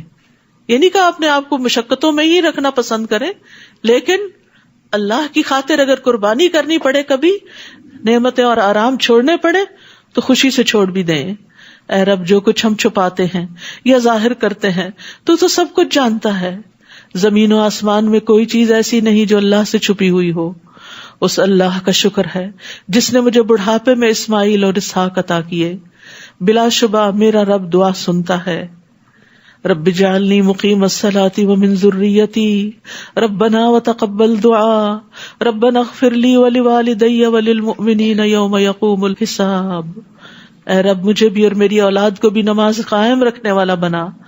اے رب، میری یہ دعا قبول فرما. اے رب، مجھے اور میرے والدین اور سارے مومنوں کو اس دن معاف کر دینا جب حساب لیا جائے گا. مومنو، یہ کبھی خیال نہ کرنا کہ ظالم جو کچھ کر رہے ہیں اللہ ان سے بے خبر ہے. وہ تو انہیں اس دن کے لیے مہلت دے رہا ہے جس دن نگاہیں پھٹی کی پھٹی رہ جائیں گی. وہ یوں اپنے سر اٹھائے اور سامنے نظریں جمائے دوڑے جا رہے ہوں گے کہ ان کی نگاہیں ان کی اپنی طرف بھی نہ مڑ سکیں گی، اور دل گھبراہٹ کی وجہ سے اڑے جا رہے ہوں گے. یعنی جہنم کی ہولناکی آنکھ نہ جھپکنے دے گی. شدید گھبراہٹ کی کیفیت ہوگی اور ان کے دل سمجھ سے بالا ہوں گے، شعور سے خالی ہوں گے. افئدتہم ہوا. اے نبی، آپ لوگوں کو اس دن سے ڈرائیے جب عذاب انہیں آ لے گا تو اس دن ظالم کہیں گے، اے ہمارے رب، ہمیں تھوڑی سی مدت اور مہلت اور دے دے، ہم تیری دعوت کو قبول کریں گے، تیرے رسولوں کی پیروی کریں گے. اللہ تعالیٰ انہیں جواب دے گا، کیا تم وہی لوگ نہیں ہو جو اس سے پہلے یہ قسمیں کھایا کرتے تھے کہ تمہیں کبھی زوال ہی نہیں آئے گا؟ یعنی نعمتیں پا کر تم اکڑ گئے تھے اور تم سمجھتے تھے یہ کبھی ٹلنے والی نہیں. حالانکہ تم ایسے لوگوں کی بستیوں میں آباد ہوئے تھے جنہوں نے اپنے آپ پر ظلم کیا تھا، اور تم پر یہ بھی واضح ہو چکا تھا کہ ان سے ہم نے کیا سلوک کیا تھا، اور تمہارے لیے ان کی مثالیں بھی بیان کر دی تھی. لیکن کیا ہوا؟ تم نے ان سے کوئی سبق نہ لیا. ان لوگوں نے حق کے خلاف خوب چالیں چلی، حالانکہ ان کی چالوں کا توڑ اللہ کے پاس موجود تھا. اگرچہ ان کی چالیں ایسی خطرناک تھیں کہ ان سے پہاڑ بھی ٹل جائیں. اے نبی، یہ کبھی خیال نہ کرنا کہ اللہ نے اپنے رسولوں سے جو وعدہ کیا ہے وہ اسے پورا نہ کرے گا. یقیناً وہ سب پر غالب اور انتقام لینے پہ قادر ہے. جس دن یہ زمین اور آسمان تبدیل کر دیے جائیں گے اور لوگ ایک اور زبردست اللہ کے حضور حاضر ہو جائیں گے، اور اس دن آپ مجرموں کو زنجیروں میں جکڑا ہوا دیکھیں گے، قیامت کے دن بھی. اور پھر جہنم میں ان کے لبادے تار کول کے ہوں گے اور آگ ان کے چہروں کو ڈھانک رہی ہوگی. یہ سخت ترین عذاب ہے جس کی یہاں ڈسکرپشن دی جا رہی ہے. یہ اس لیے ہوگا کہ اللہ ہر شخص کو اس کے کیے کا بدلہ دے. بلا شبہ اللہ فوراً حساب چکا دینے والا ہے. ھذا بلاغ للناس، یہ قرآن لوگوں تک پہنچانے کی چیز ہے. بلاغ، تبلیغ، ابلاغ، تاکہ اس کے ذریعے انہیں ڈرایا جائے، تاکہ لوگوں کو خبردار کیا جائے کہ آئندہ بڑا سخت دن آنے والا ہے. اور اس لیے بھی کہ وہ جان لیں کہ اللہ صرف وہ ایک ہی ہے، اور اس لیے بھی کہ دانش مند لوگ اس سے سبق حاصل کریں. یہ ہے قرآن کے آنے کا مقصد، کہ اس کو لوگوں تک پہنچایا جائے، اس سے لوگوں کو خبردار کیا جائے، اس سے لوگوں کو یہ بتایا جائے کہ اللہ ایک ہے، اور اس سے عقل مند لوگ نصیحت پکڑیں.